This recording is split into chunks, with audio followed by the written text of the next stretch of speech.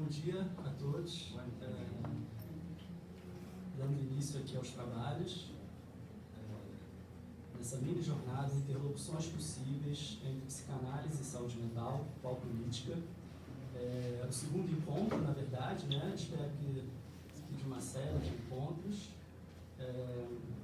O último aconteceu em maio de 2023, então aí uma retomada. Para mim, uma alegria muito grande estar aqui dando início a essa mini jornada, mediando essa mesa, pela minha trajetória no campo da atenção psicossocial e da reforma psiquiátrica. Agradeço ao EDEP pelo espaço, sobretudo um espaço onde a palavra pode circular, num momento em que os espaços dentro da rede de atenção psicossocial, dos serviços de saúde mental, anda muito marcado pelo silenciamento e uma dificuldade de articulação de uma narrativa em defesa da reforma psiquiátrica.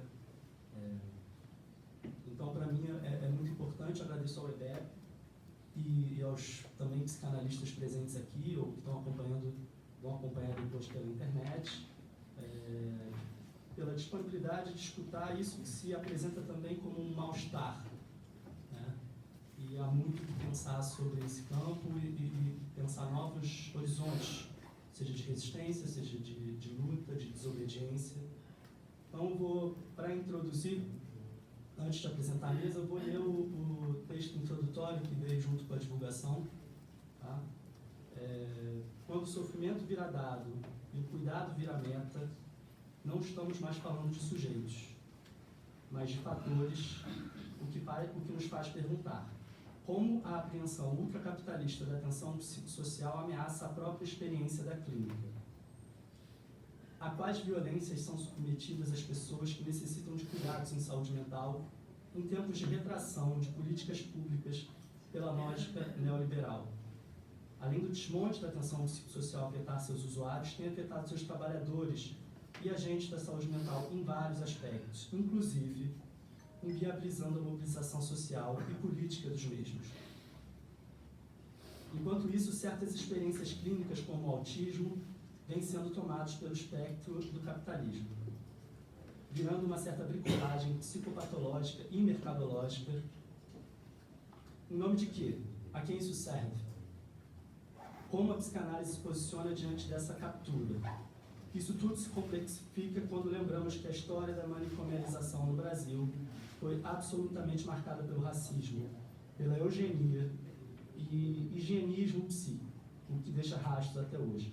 Como pensar estratégias antirracistas dentro da atenção psicossocial hoje? Essas são algumas das questões que a segunda parte da minha jornada Interlocuções Possíveis entre Psicanálise e Saúde Mental, qual política, vai debater. Apresento então agora a mesa, com o título Seguindo para Trás, Atenção Psicossocial face aos desmontes e mercantilizações. Apresento a Arlete Inácio, antropóloga, doutoranda em psicologia e supervisora de redução de danos de Niterói.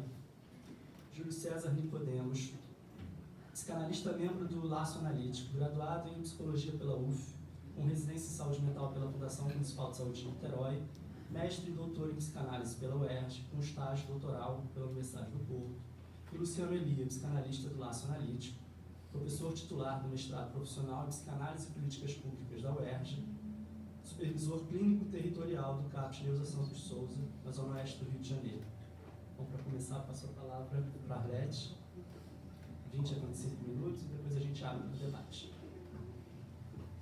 Tá ligado? Tá saindo aí o som? Levantar um pouquinho. Levantar aqui? Esse negócio de microfone não é comigo, não. Oi. Levanta um. Agora acho que foi. Foi. Então, bom dia. Falar um pouco, né? Acho que eu vou retomar de quando eu entrei no CAPS de álcool e drogas, né? Eu sou cientista social, quando eu entrei para trabalhar num projeto de articulação comunitária, que era para ficar um ano, estou lá 18, nunca mais saí, né? Uma dessas pessoas, como o Júlio também, né? Que não me deixa sair de lá. Então, eu era uma cientista social para fazer um projeto de articulação comunitária, né? Fazendo ali um mestrado em antropologia. E eu lembro que eu eu não conhecia muito, né, o que era o CAPS, eu não conhecia muito o que era a luta antimanicomial, o que era a reforma psiquiátrica, né, eu saí.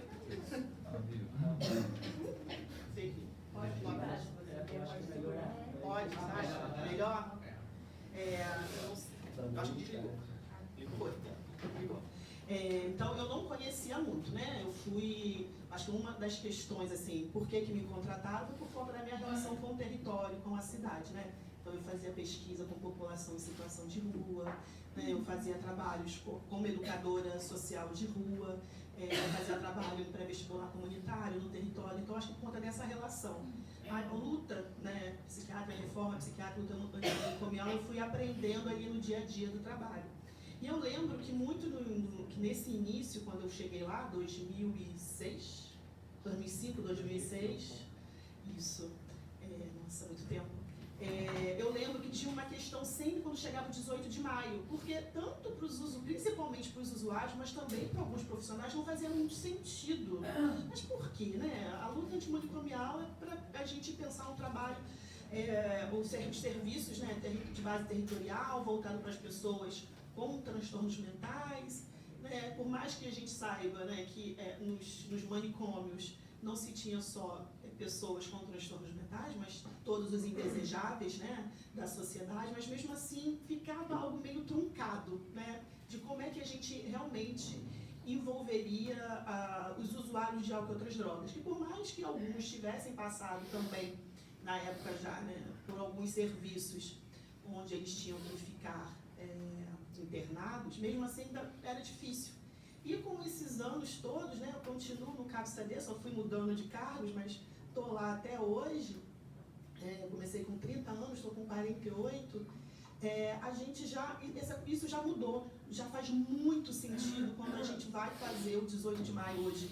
Não tem mais questão, senão tem que fazer, porque os usuários de álcool e outras drogas, principalmente aqueles que estão em situação de rua, que estão nas cenas de uso, que estão nos casarões abandonados, que estão nos terrenos baldios, essas pessoas agora, né, são aquelas que estão para ser encarceradas, seja nos novos manicômios, que são as comunidades terapêuticas, seja nos presídios, né? Então é esse público. Então, hoje faz muito sentido.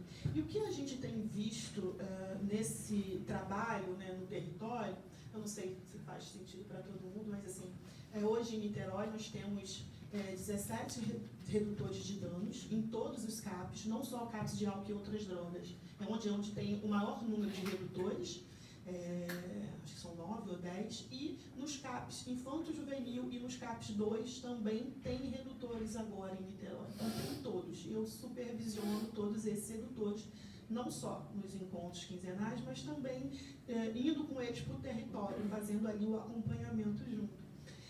E o que a gente tem visto é essa indústria agora das comunidades terapêuticas e toda uma política que se tem criado, né? Isso está sendo gravado, né?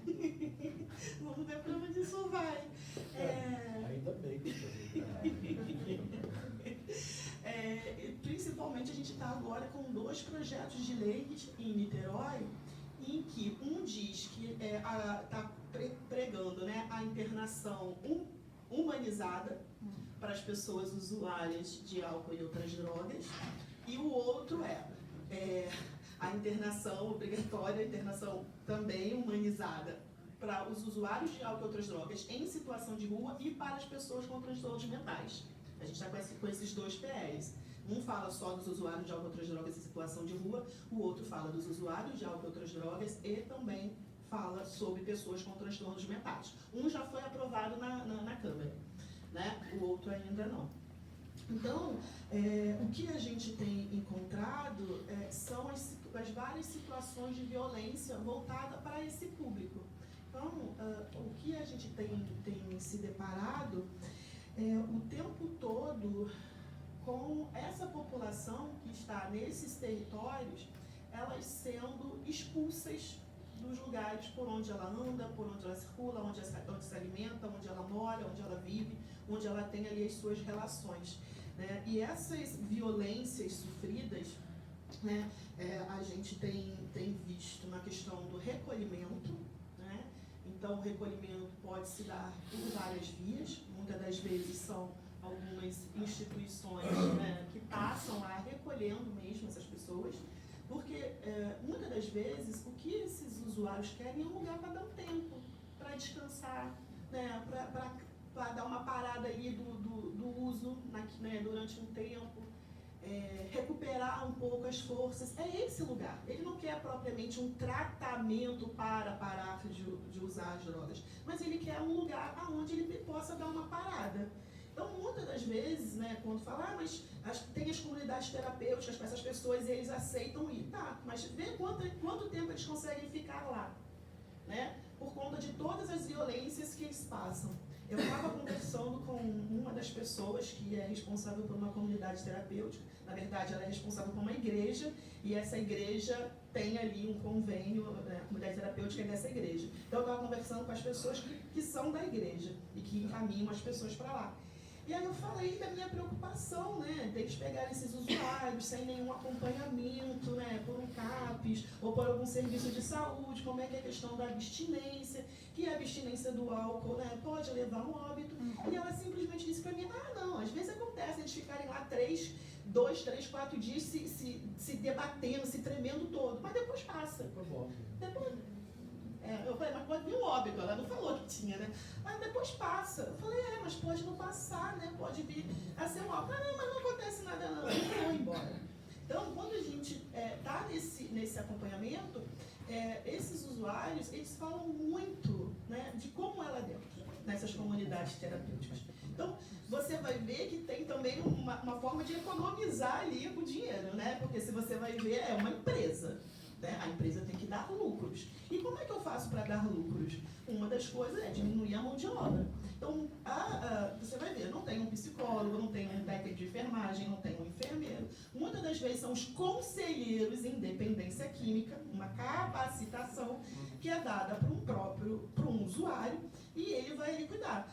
Não sei se vocês viram, né, a última notícia que teve da morte de uma pessoa numa comunidade terapêutica, que ele ficou amarrado durante, né, várias horas numa cadeira ali e sofrendo algumas torturas. Ele era um conselheiro de dependência química, né? Assim, ele era um usuário que estava ali com um monitor, né?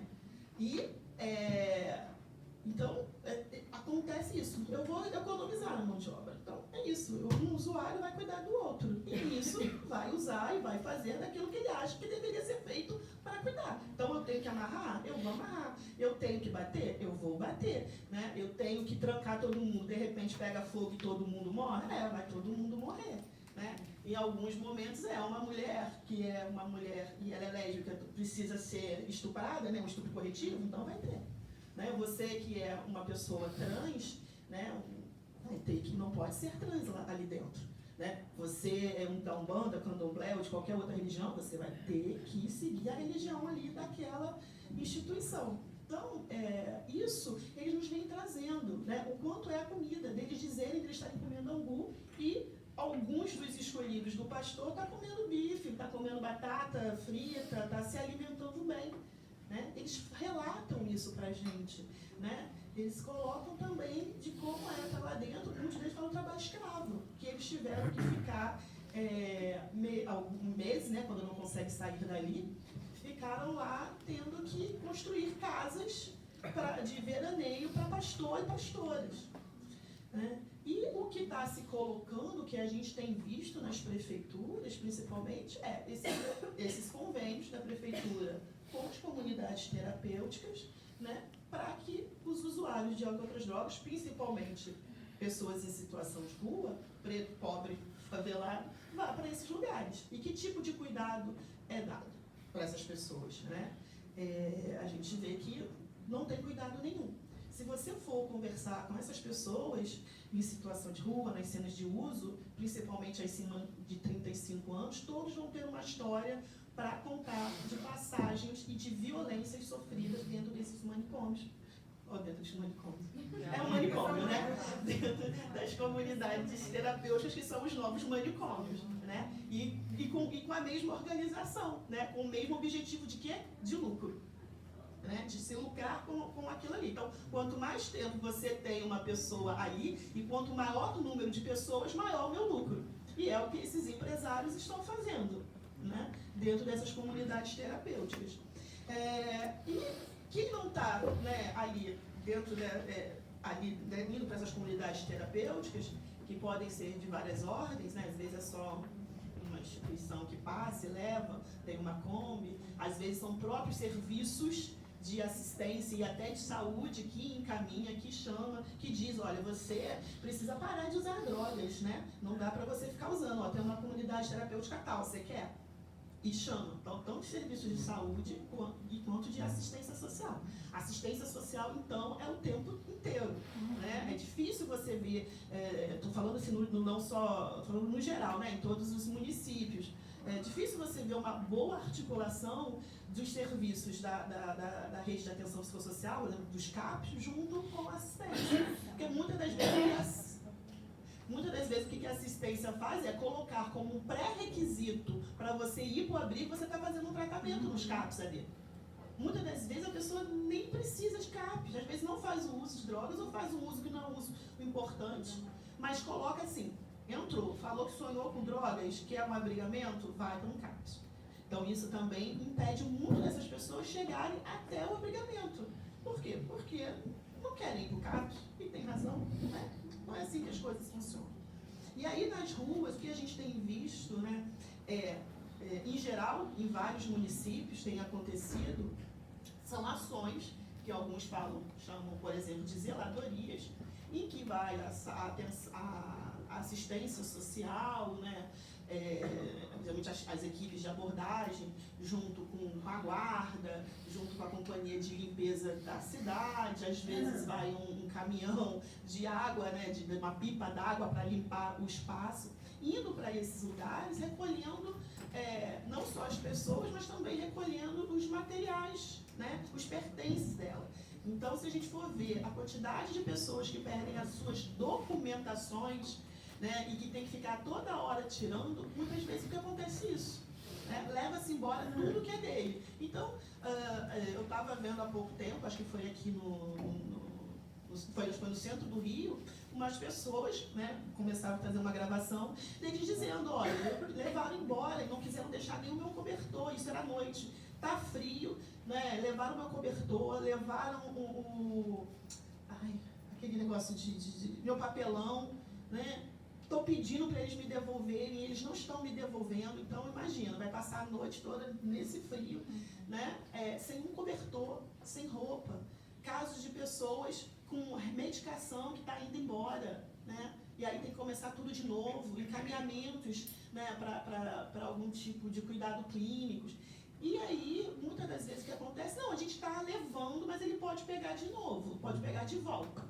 Só que como é que você vai pegar de volta? Primeiro tem uma questão, é a cidade inteira.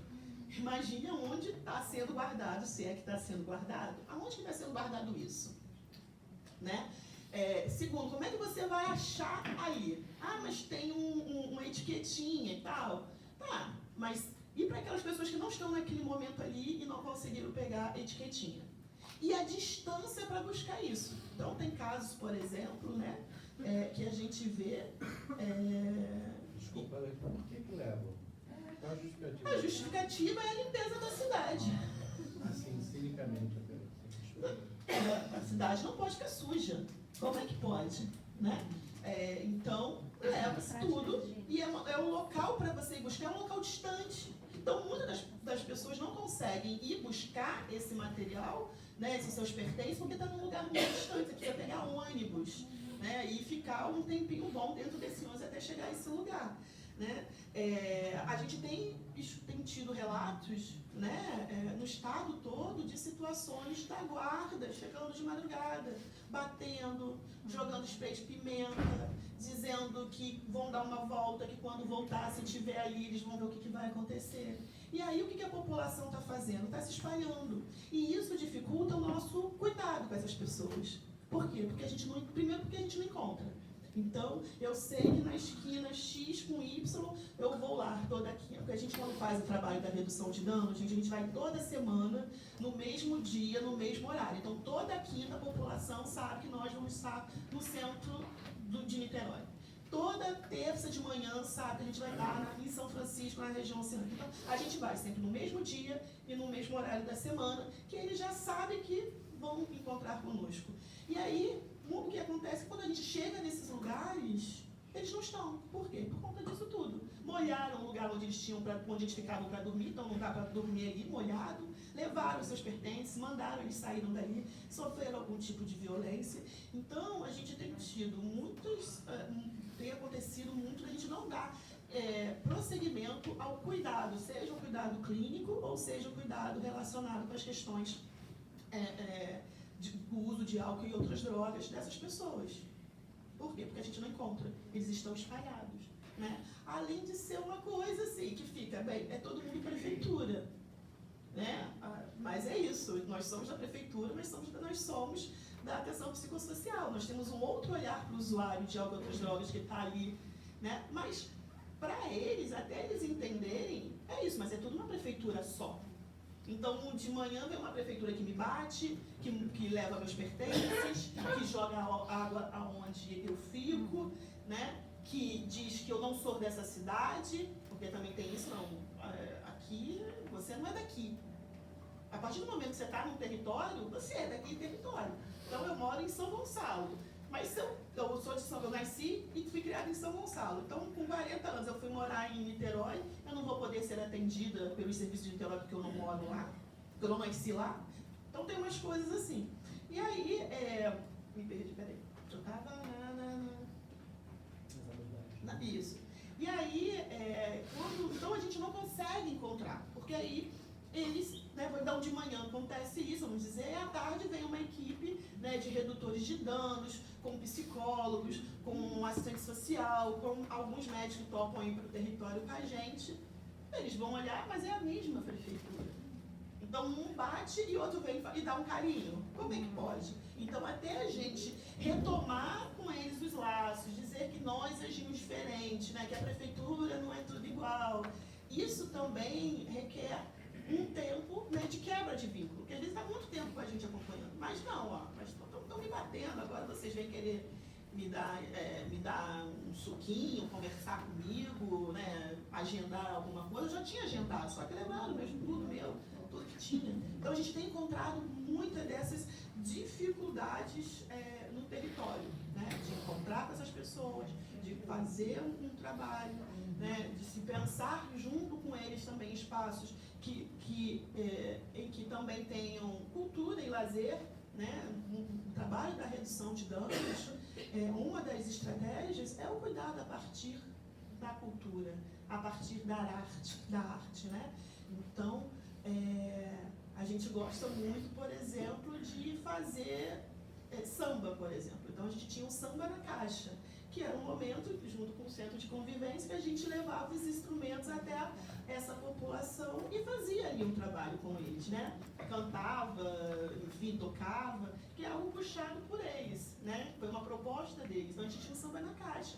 A partir do momento que começa a ter toda essa movimentação, começa a se querer assim, não dá para ter esses eventos, né, junto com eles, de passar um filme, tocar uma música, fazer qualquer uma outra atividade, porque vai chamar a atenção das autoridades. Obrigada. Vai chamar a atenção das autoridades e aí a gente não vai poder ficar mais aonde a gente está. Então vamos ficar todo mundo aqui quietinho. Então isso também faz com que, né, uma das consequências de todas essas ações higienistas que estão acontecendo no estado inteiro, acho que não só no estado, acho que no Brasil todo, é essa, né? A população também se retraindo. Então, deixa eu ver aqui. Então, né, o que eu penso como é que a gente pode fazer, né, um contraponto a toda essa violência que essa população em situação de rua está sofrendo, né? Usuários de álcool e outras drogas, principalmente, e também com pessoas com transtornos mentais. Como é que a gente pode, né? Como é que a gente pode ser resistência? E essa resistência em conjunto com eles. Então a gente eu acho que uma das coisas muito importantes é tentar estar junto com essa população, mobilizá-los para a luta. Porque tem uma luta ali diária que eles já têm, que é de sobrevivência. E aí você fazer essa outra luta de também ter que lutar pelos seus direitos, pelos direitos mínimos, muitas das vezes para eles não vai fazer sentido. É isso mesmo, é isso que tem que ser, é desse jeito. Eu vou só sair daqui e vou para outro lugar, né? Eu estava conversando com o Júlio que agora alguns já estão dando pedrada aí em algum ponto, tem tido algumas dessas ações, né? Uma forma também de resistência, né? Mas eu acho que o mais importante é como estar junto com eles, né? Construindo ali um espaço de resistência, né? De garantias de direito, que é o que essa população usuária de álcool e outras drogas não tem tido. E junto com isso a gente sabe que vai ter todos os desmontes, né, dos serviços da atenção psicossocial. Para quê? Para a gente investir nas comunidades.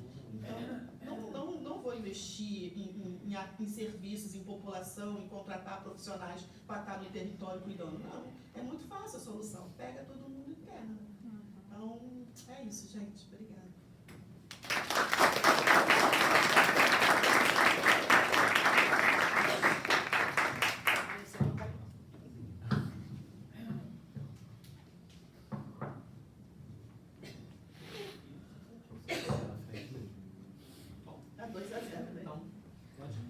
Então, bom dia. Queria agradecer aos membros do EBEP, os presentes também que vieram aqui hoje, ao Conrado que está mediando a mesa, a Arlete pela fala dela também, né, e ao Luciano ao mesmo tempo, que são duas figuras aí que no meu percurso sempre me encorajaram muito, né, e testemunharam também aí essa trajetória.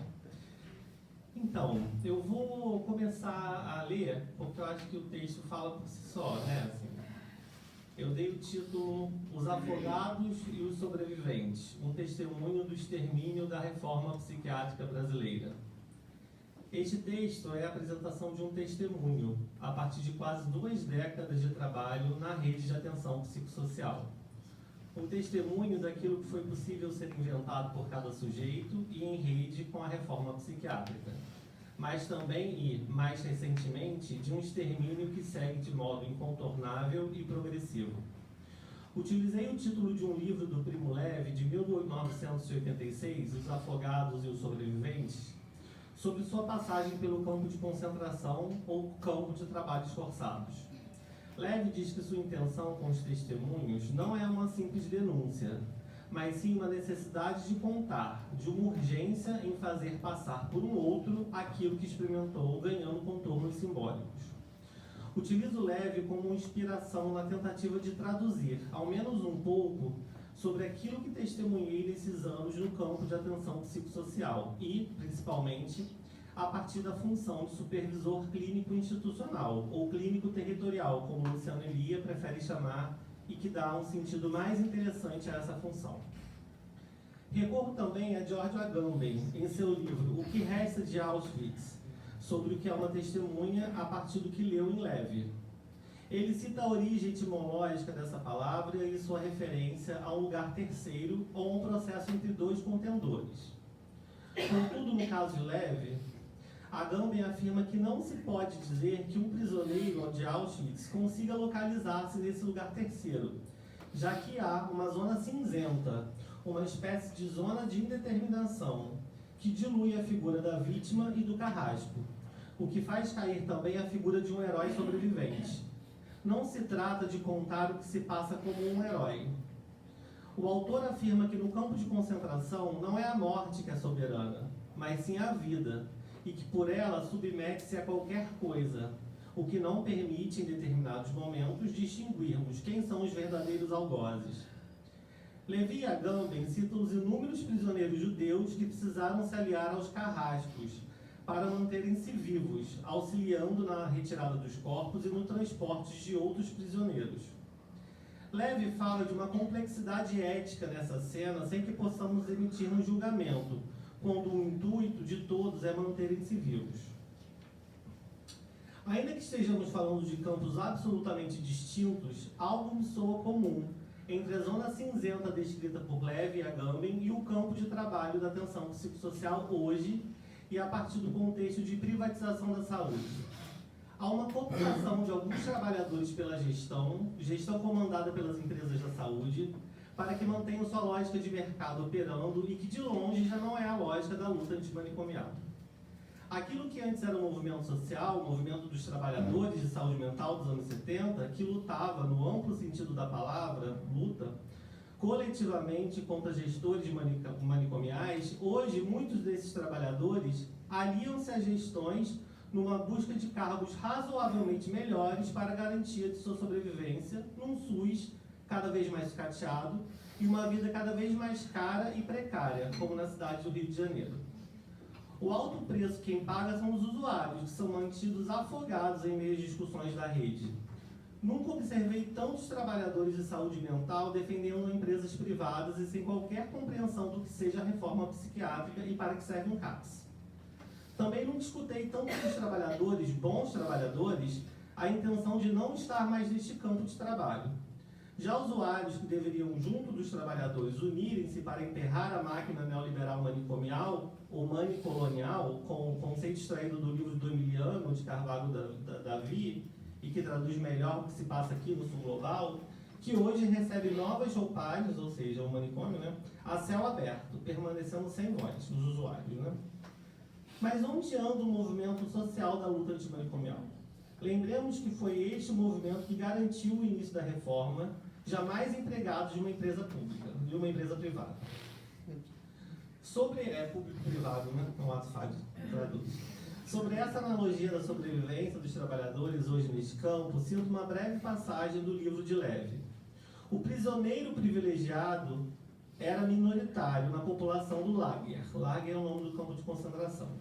Mas representavam, ao contrário, uma forte maioria entre os sobreviventes. A morte podia ser evitada apenas com um suplemento alimentar e, para obtê-lo, era preciso um privilégio, grande ou pequeno. Em outras palavras, um sujeito, octroi, que é o nome que ele deu, acho que é grego, ou conquistado, astuto ou violento, lícito ou ilícito, de estar acima da norma. Sobre esse testemunho na atenção psicossocial, ele é consequência de um corte feito em mim, por mim mesmo, no mês de março deste ano e a partir do que pude recolher ao longo dos anos, ou seja, o que acompanhei desse extermínio da reforma dos trabalhadores e dos usuários. Decidi me desligar da função de supervisor clínico institucional do CAPS AD3 Alcenir Veras, na cidade de Niterói. CAPS que antes de se tornar 3, possuía o nome de CAPS AD Alameda, onde percorri 18 anos em diferentes frentes de trabalho, sendo 8 destes anos ocupando a função de supervisor da equipe. Também considero importante destacar que este meu corte, acompanhado de um testemunho, não se trata de um caso isolado, mas tenta demonstrar um discurso como um modo específico de laço social, como nos ensina Lacan, que avança por toda a rede de atenção psicossocial e em território nacional, a partir da privatização da saúde pública. Ao longo dos últimos anos, é notório o alijamento dos servidores pelas gestões municipais e suas substituições por profissionais nomeadamente reconhecidos como empregados públicos, termo que, por exemplo, é utilizado pela empresa que neste momento comanda a saúde pública de Niterói. Este percurso que culminou neste momento de concluir, como um terceiro tempo lógico, após o instante de ver e o tempo de compreender, como aponta Lacan, não foi sem o encontro com a minha própria angústia e com a precipitação de perguntas como: o que pode um psicanalista diante da produção de mortes e adoecimento, tanto de usuários quanto de profissionais, produzida pelo discurso neoliberal e da tecnocracia da assistência no campo da atenção psicossocial? Quais são as condições mínimas para que a política da psicanálise, em sua relação com a política pública, opere efeitos que façam avançar um trabalho de um CAPS? É possível alguma reforma psiquiátrica num território ocupado por empresas que contratam e gerem profissionais de dinheiro público? Esse corte foi me lançando a parar e a tentar responder tais perguntas que aqui as compartilho com vocês. Precisei me separar da equipe com este corte a partir do ponto em que identifico algo que está enterrado na função da supervisão de um CAPS. Percebo que o impossível que sempre está em jogo no trabalho da clínica desliza algumas vezes para a impotência de se fazer qualquer coisa diante desse discurso. Um impedimento que está para além de um manejo transferencial que acontece entre muitos no trabalho, em equipe, numa supervisão, mas fala de uma estrutura discursiva que imobiliza se fazer clínico institucional, motor de um trabalho de um CAPS e de uma rede advertida pelos fundamentos da reforma psiquiátrica. Um discurso que faz cópula de uma suposta ciência, uma pseudociência com vestes de dados epidemiológicos, sustentado pela burocratização, com um discurso neoliberal da produtividade e das metas que deixam de fora uma causa comum. Para onde foi a nossa causa? Causa que liga e implica os trabalhadores em nome da clínica e dos princípios éticos. Ao longo dos anos, com o avançar da privatização no município de Niterói, noto uma insuportabilidade em se colocar o mal-estar dos casos e das situações experimentadas pela equipe em pauta nas discussões da supervisão. Quando ele surge, o mal-estar, ele é imediatamente despistado e mesmo com alguma insistência em recolocá-lo, algo acontece que o que resta é apenas efeitos de grupos entre os profissionais, onde o caso ou a situação institucional ficam de fora. O mal-estar que emerge como enigma desse trabalho é algo que anteriormente era tomado como ponto de amarração através de um furo no saber sobre os casos e que nos fazia avançar. No lugar desta fenda no saber, coloca-se um tensionamento entre os profissionais, as gestões, as metodologias de controle dos técnicos e as cenas de abuso de poder, que ficam cada vez mais explícitas no primeiro ano da gestão da empresa responsável pela administração das equipes. As equipes, aos poucos, sucumbem, cada vez mais licenças médicas, efeitos de grupos promotores de violência entre seus integrantes, aumento da dosagem de medicações sem prescrição médica dos usuários em acolhimento noturno no CAPS 3, ideação suicida por parte dos próprios profissionais endereçados aos espaços de supervisão. Reivindicam cuidado por parte da empresa e o manejo da empresa faz misturar o nível da gestão, a coordenação do CAPS e o trabalho do supervisor.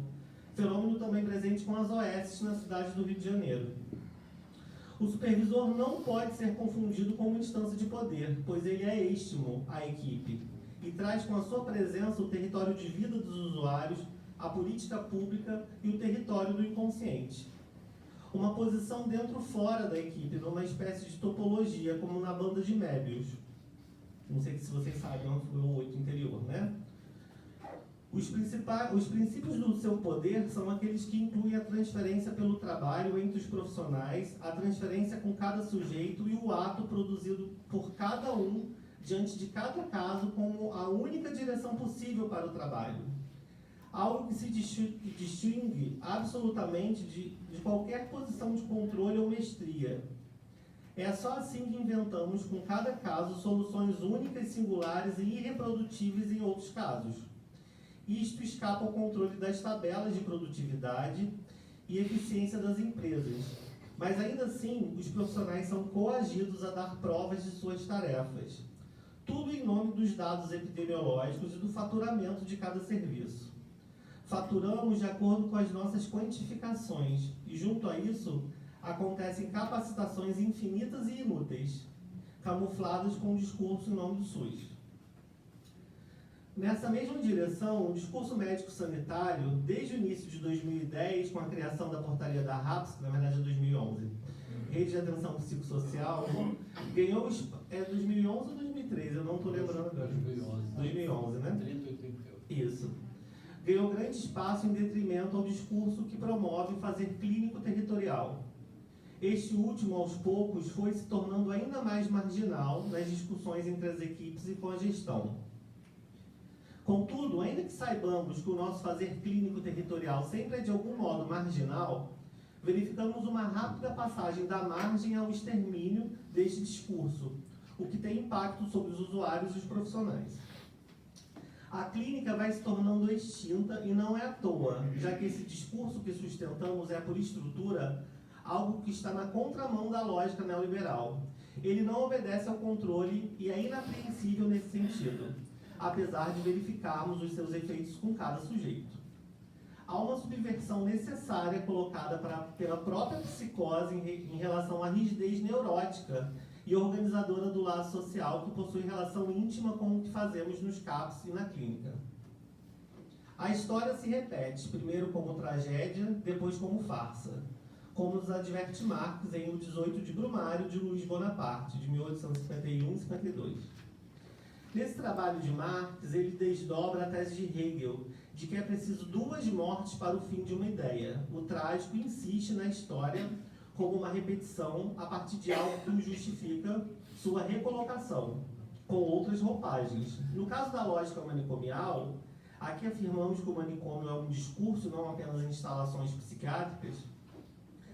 Ela se recoloca atualmente tanto através do discurso narcopentecostal, que cada vez mais ocupa o poder estatal, financiando comunidades terapêuticas, por exemplo, quanto através desse discurso em nome do SUS e do sanitarismo, disfarçando o interesse financeiro dessas empresas da saúde, às custas de muitas vidas, tanto dos usuários quanto dos trabalhadores. De certo modo, podemos dizer que com a história que fizemos uma revolução ao longo dos primeiros anos da Lei 10.216. E, no movimento elíptico desta revolução, retornamos ao mesmo ponto de onde há um outro, atualmente, que situa os trabalhadores e usuários desse mesmo lugar, o da abjeção. Verificamos uma morte significativa de usuários assim que a empresa responsável chegou à cidade de Niterói, modificando os quadros técnicos dos CAPs. Em Niterói, nos últimos 3 anos, os profissionais não mais regidos por vínculos de profissionais autônomos, também bastante precário, tornaram-se CLT. Apesar disso, nunca observamos tantas licenças psiquiátricas. Por um lado, o discurso neoliberal empreendido pela empresa da saúde nos diz que melhoramos as condições de trabalho.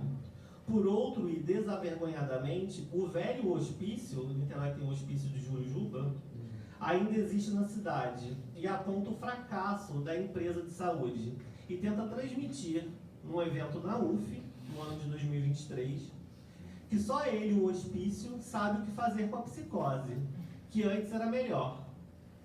O hospício, diferente do discurso empresarial, que se disfarça do discurso médico-sanitário, usa a psicanálise como vestimenta para a sustentação da sua existência, afirmando que só a sua extinção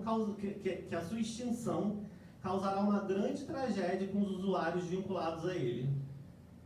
O hospício, que sempre utilizou a transferência pela via da servidão mental, como aponta Freud em 1915, sobre o mau uso da transferência, dos profissionais para sustentar o seu discurso na cidade e nos próprios CAPs. Uma produção de atrofia da rede que faz os serviços territoriais orbitarem ao redor do hospício. Sustentar um posicionamento ético, clínico, político com os usuários e entre estes 2 senhores, a empresa de saúde e o hospício, é permanecer numa trincheira, apontando a cada vez que não podemos sucumbir nem à empresa nem ao hospício. Mas como sobreviveremos a isto sem nos afogarmos? Apesar do recorte territorial que faço para tais apontamentos, esta é uma realidade nacional e a cidade do Rio de Janeiro torna-se um exemplo paradigmático desta direção ao desmonte da reforma psiquiátrica, e não é de hoje. As boas experiências são coisas de um passado, ainda que existam trabalhadores empenhados em produzir fissuras nessa blindagem de um outro que nada quer saber dos sujeitos em tratamento. Para concluir, considero que, apesar do campo no qual me encontro aqui nessa escrita, o campo da atenção psicossocial, seja absolutamente distinto do campo do Primo Levi, assim como ele, sugiro que relatemos as nossas memórias, daquilo que já foi possível fazer e que já se passou, para uma posteridade. Algo que me faz lembrar o filme Si Può Fare, que em português traduziu-se como Dá Pra Fazer, do diretor italiano Giulio Manfredonia. Também sugiro guardar em nossa memória o nome dos que não puderam estar nessa lista dos sobreviventes. Em nosso campo, cada um faleceu por complicações médicas específicas e a seu modo. não se pode comprovar que tenha sido os próprios trabalhos exaustivos neste campo que os tenham aniquilado. Talvez eu seja acusado de injúria por falar isso, mas fato é que todos eles se dedicavam integralmente, sobre-humanamente, às funções que exerciam. Todos desafiavam os prisioneiros que se aliavam aos carrascos, e também aos donos do campo. Tudo em nome do SUS e da reforma psiquiátrica, pautados pelos seus verdadeiros princípios. De repente vieram licenças médicas, interrupções no trabalho e internações hospitalares. O corpo parou de funcionar, velamos os seus corpos e perdemos importantes companheiros de luta e de vida. Em homenagem a Marçal Rocha, psicanalista, Alda Souza, assistente social, Alcenir Vera, sedutor de nanos, e os muitos outros que seguem afogados ou se afogando nessa lama empresarial que se tornou a rede de atenção psicossocial. Obrigado.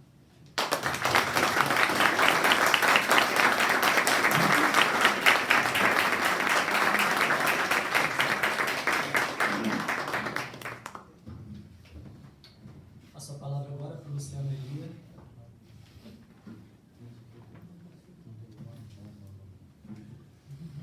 Bem, passo imediatamente a leitura do meu texto, também vou ler com o Júlio, porque eu acho que isso assegura que a gente fique dentro do horário, espero não ultrapassá-lo, e que vai dizer as coisas que as pessoas dizem, né? E muito bom falar depois dos colegas que são tão inspiradores e instigantes. A Arlete eu conheci quando trabalhei como supervisor em Niterói, fui supervisor do CAP Simão Lobato, até que o Bolsonaro ganhou, e Júlio, de longa data, um percurso grande, bom, que a gente compartilha. Eu estou falando isso porque não está no texto, mas outras referências estão, vou passar a leitura, tá bem? Então eu dei o título de Seguindo para Trás, como está no título da mesa, à beira do abismo. Bom dia a todas, todos e todes. Um prazer e uma honra estar mais uma vez aqui no EBEP, lugar de amigos psicanalistas, que para além de compartilharem uma leitura comum da psicanálise, compartilham uma paixão por ela, que nos é comum, inquietam-se com questões do mundo e da época de forma bastante convergente. Falo da atenção psicossocial há mais ou menos 30 anos, desde que no início da década de 90 entrei nesse campo como iniciativa, quer dizer, eu já participava do movimento, mas não da atenção psicossocial, mas desde 87, com a primeira conferência na UERJ, né, de saúde, nacional de saúde, mas como iniciativa ainda não pública, a criação de uma clínica de orientação psicanalítica, voltada para psicótica, é claro, que não foi à frente exatamente porque percebemos que o que desejávamos era mesmo entrar no SUS com a psicanálise. Aí eu fiz uma nota, porque ontem eu li, alguém me passou uma fala do Boulos, numa entrevista, em que ele diz assim, que o sonho dele era ver a psicanálise no SUS. E fala de ansiedade, depressão e pânico. Bom, ele precisa se informar um pouco mais, porque aí é engraçado, eu fiquei pensando, achei muito legal ele dizer isso, claro, mas eu fiquei pensando que ele, como é que no Rio a gente está há 30 anos praticando a psicanálise no SUS, mais ou menos, e ele diz que é um sonho. Acho que a responsabilidade disso é mais nossa do que ele, ou seja, nós não fizemos ressoar essa prática, isso é uma questão para nós, assim, a gente precisa pensar nisso, porque o Boulos não sabe que essa psicanálise no SUS existe. E não é com depressão, pânico e ansiedade, não, é com psicose brava. Enfim, então, esse é um parênteses que eu fiz na nota. A gente queria mesmo estar no SUS, né, com a psicanálise, sem desconsiderar um só aspecto inegociável de seus princípios da psicanálise, mas igualmente sem desconsiderar um só aspecto inegociável da saúde mental pública. Era essa a ideia, juntar assim, o que não é negociável num campo e no outro, tentar articular. O que pareceria improvável mostrou-se surpreendentemente, mas com muita alegria na surpresa, bastante realizável. Criamos o primeiro CAPSI do Brasil, em 1998, o Pequeno Ranch, cujo nome já diz bem a bússola que nos norteava, né? Em Realengo, zona oeste do Rio, no qual revelou-se uma inesperada homologia entre as coordenadas estruturantes da experiência psicanalítica e os princípios do SUS. Eu quero demonstrar rapidamente por que eu falo de uma homologia, não basta afirmar, tem que dizer como, né? O primeiro e mais importante princípio do SUS, que é o do acolhimento universal, coincide já de saída com uma diretriz eminentemente psicanalítica. Ele se enuncia assim: todo aquele que chegar ao serviço deve ser acolhido independentemente do perfil, atributos sociais, étnicos, econômicos, de gênero, mas, sobretudo, independentemente do diagnóstico. Isso é um princípio raramente cumprido, mas é um princípio do SUS. Ora, a psicanálise é assim, também não cumpre direito, mas é. Quando exercida com rigor, sabemos que muito frequentemente ela não o é. Né?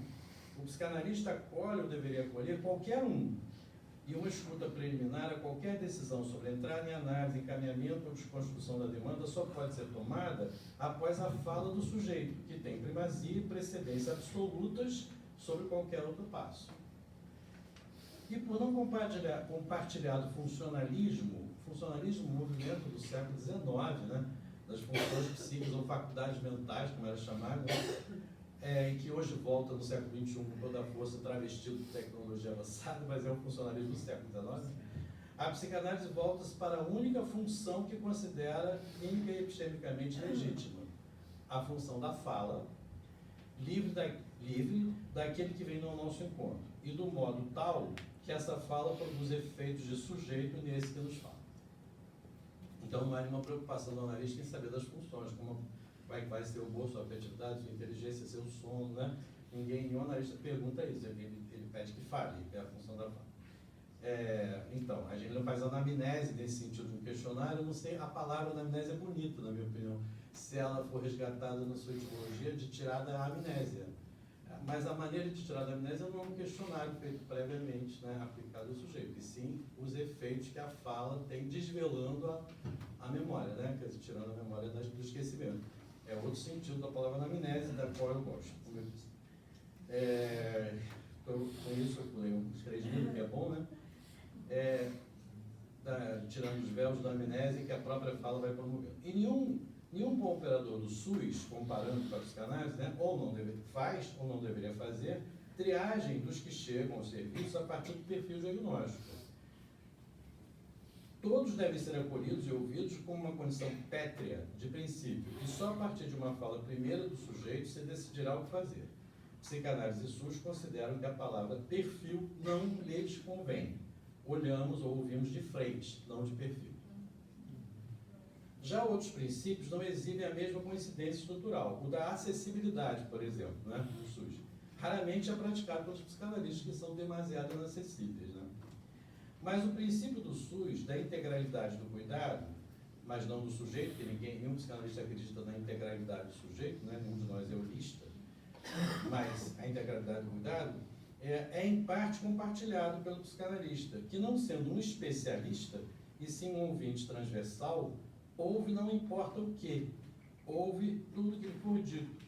Mas vou avançar para a gente chegar nas questões. Eu só quero lembrar uma frase da Leila Diniz, contada pelo Rui Castro, né, naquele livro Ela é Carioca, que é uma biografia de Ipanema, na verdade quem é carioca é Ipanema, e ele diz que a Leila Diniz recebeu no camarim um fazendeiro mineiro que queria transar com ela depois de um show, né?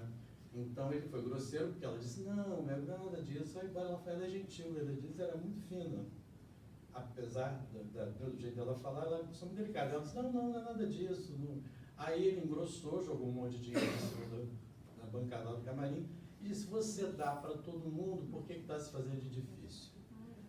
E ela respondeu, puta já da vida, mandando ele embora a pontapés, né? Que aí acaba a paciência dela, e diz, eu dou para todo mundo, mas não dou para qualquer um. Esse princípio é muito bom, né? Ela tem uma de lógica, né? Porque assim, todo mundo não é qualquer um, não é porque ela quer. Então, assim, é um pouco psicanalista, né? E o funcionário do SUS, assim, porque ele vai, todo mundo, mas não é qualquer um, ou qualquer um, mas não é todo mundo, enfim, a gente pode inverter essa forma, de qualquer maneira, essa lógica da Leila Diniz se aplica. Então, eu gosto, eu posso mencionar isso, que eu gostei muito dessa passagem do Rui, enfim, deixa eu pensar aqui na hora, né? Então, o analista ouve tudo, não importa o que, né? No Pequeno Rancho, fizemos uma imersão desses princípios SUS psicanalíticos e criamos o DPA, Dispositivo Psicanalítico Ampliado, esse que o Boulos não conhece, né? que deu muito, mas muito certo.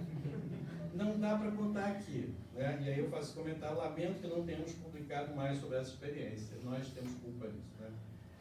Mas vamos fazer isso, principalmente nesse momento em que, como o Júlio colocou também, Alex também, em que a atenção psicossocial está irremediavelmente morrendo, é preciso constatar isso, sem qualquer prognóstico de sobrevivência na rede pública de saúde mental, mas talvez por isso mesmo pode estar mais viva do que nunca no plano do discurso, que para nós psicanalistas não é retórica acadêmica, discurso, né?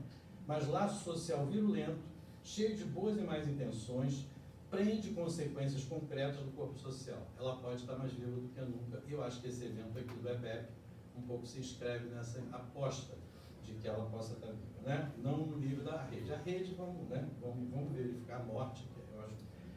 A aposta é que é essa. Não vamos tentar resolver nada na rede na qual the dream is over, como decretou John Lennon sobre o sonho bíblico. Não vamos esterilmente sonhar com a ressurreição, né, Júlio, do movimento dos trabalhadores de saúde mental dos anos 80, não vai rolar, né? Devidamente estrangulado pelos modos de contratação de RH no neoliberalismo, imperantes no poder público ocidental, e também por outros dispositivos políticos neoliberais. O título Mercantilização dessa mesa diz algo sobre isso. Vamos produzir efeitos de discurso com a mais clara intenção política, e eventos como este se inscrevem nesse propósito, como eu já disse. Uma palavra agora que não poderia faltar sobre a constituição do campo da atenção psicossocial. Historicamente, o termo conceito usado era assistência, como vocês sabem, não era atenção. E o termo atenção veio para substituí-lo no bojo de um processo no qual nem todos os pontos são tão louváveis assim. Refiro-me ao preventivismo norte-americano, não apenas estadunidense, aliás, menos estadunidense do que canadense, né? Porque os Estados Unidos não têm nem saúde pública, que dirá preventivismo, mas enfim, tem uma ideologia, né? Que considerava desde os anos 60 que seria preciso associar ao plano da assistência, demasiado comprometido com a ideia de uma doença já constituída, a dimensão da prevenção e da promoção da saúde, coisa que às vezes a gente embarca nessa canourada sem perceber a crítica que deve ser feita aí. Ora, esse projeto profilático tem uma clara faceta de exercício do controle sobre a sociedade. Nesse sentido, quero citar e homenagear aqui um dos grandes sanitaristas brasileiros, Sérgio Arouca, ícone da reforma sanitária brasileira, carro-chefe da luta contra a ditadura civil-militar de 64 a 85, que engendrou o SUS, né? O melhor sistema de saúde do mundo, como a gente sabe, caso ele fosse aplicado. E que é, de algum modo, o caldo histórico político da reforma psiquiátrica brasileira. A reforma sanitária é o caldo, né, onde se inscreveu a reforma psiquiátrica, em cujo seio a atenção psicossocial foi inventada no Brasil. É claro que a expressão psicossocial já existia, mas a atenção psicossocial eu defendo que é uma invenção brasileira, do jeito que ela foi conceituada e formulada. É nossa invenção. Arouca fez uma tese de doutorado na Unicamp que se transformou no livro O Dilema Preventivista, que eu não poderia indicar mais a vocês, mais insistentemente. É muito bom ler esse livro. No qual analisa e critica esse projeto, mostrando suas faces libertárias, mas também controladoras. Assim, o termo atenção substituiu de assistência no campo da saúde. Aqui eu falo comentário, vou falar mais rápido. Vocês sabem que o Ministério da Saúde, abaixo do ministro, está o secretário da SAS, que é a Secretaria de Atenção à Saúde. Isso mostra que a atenção à saúde é o ponto mais central da gestão do próprio Ministério. Então, a atenção à saúde é... Todos sabem aqui que o SUS se estrutura em níveis de atenção primária, que trata dos programas mais amplos, eu também vou falar que é mais rápido, né? O aleitamento materno-infantil, saúde da mulher, prevenção de doenças cardiovasculares, alcoolismo, todos esses grandes males, né, que atingem a maior parte da população brasileira, e tabagismo, e também a saúde bucal, né? E também a vacinação, né? Então, em pauta hoje, por causa da Covid e outras coisas, que foi tão negligenciada, destruída pelo Bolsonaro. Então, a atenção primária cuida de uma base muito ampla, né? Que, enfim, no nível em que nós... E a atenção secundária já vai ser considerada especializada, né? Não primária, não ampla. E depois a terciária. Bom, todo mundo sabe disso. É isso que eu tinha pedido a Leila, e desculpa, eu devia ter feito um cartaz que facilita uma pirâmide. Eu acabei fazendo aqui, depois eu mostro. É porque o importante aqui não é isso, todo mundo conhece isso. O problema é que, será que a atenção psicossocial cabe na pirâmide? Essa é a questão que eu quero trazer, um dos pontos de debate, que é também um dos vieses pelos quais ela vem sendo destruída, do ponto de vista mais técnico, né? Então, entretanto, eu pergunto em seguida, né? Bom, eu quero dizer que acho a atenção primária, eu sou um admirador dela, porque quando eu digo isso, muita gente acha, eu já escutei de colegas da saúde mental, você está falando mal da... As pessoas acham que você critica a atenção primária, quer dizer, uma distorção absurda. Como é que alguém pode criticar a atenção primária num país como o Brasil, continental, em que toda a saúde democrática, acessível à população mais favorecida, precisa da atenção primária, das clínicas da família? Isso é absolutamente correto, né? E a gente tem que apoiar as clínicas da família e todo esse projeto. O problema não é esse. O problema é como fica essa lógica quando se trata da saúde mental. Será que podemos transpor esse modelo para o campo da atenção psicossocial? Também a atenção, né?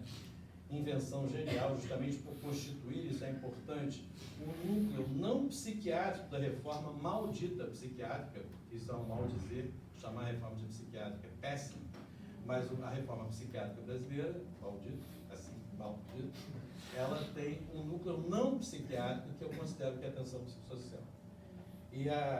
E também um núcleo não sanitário da reforma sanitária, da saúde pública. Eu penso que a atenção psicossocial tem essa contradição. Ela é não psiquiátrica e não sanitária no campo da saúde. A loucura não cabe no campo sanitário. É preciso verificar isso. E isso Karl Jaspers já sabia quando fez a famosa clivagem, né, entre as Naturwissenschaften e as Kulturwissenschaften, falando em alemão porque ele faz assim, acho interessante, as ciências da natureza e as ciências da cultura.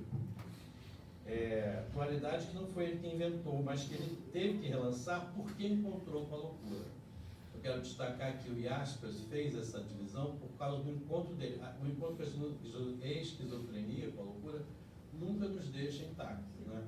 Não deixa a gente continuar o mesmo. E eu acho que o Jaspers é um desses, que quando encontrou o psiquiatra, que ele era fenomenólogo, e justamente por isso tinha aquela coisa da experiência imediata, eu estou pondo várias linhas aqui falando isso.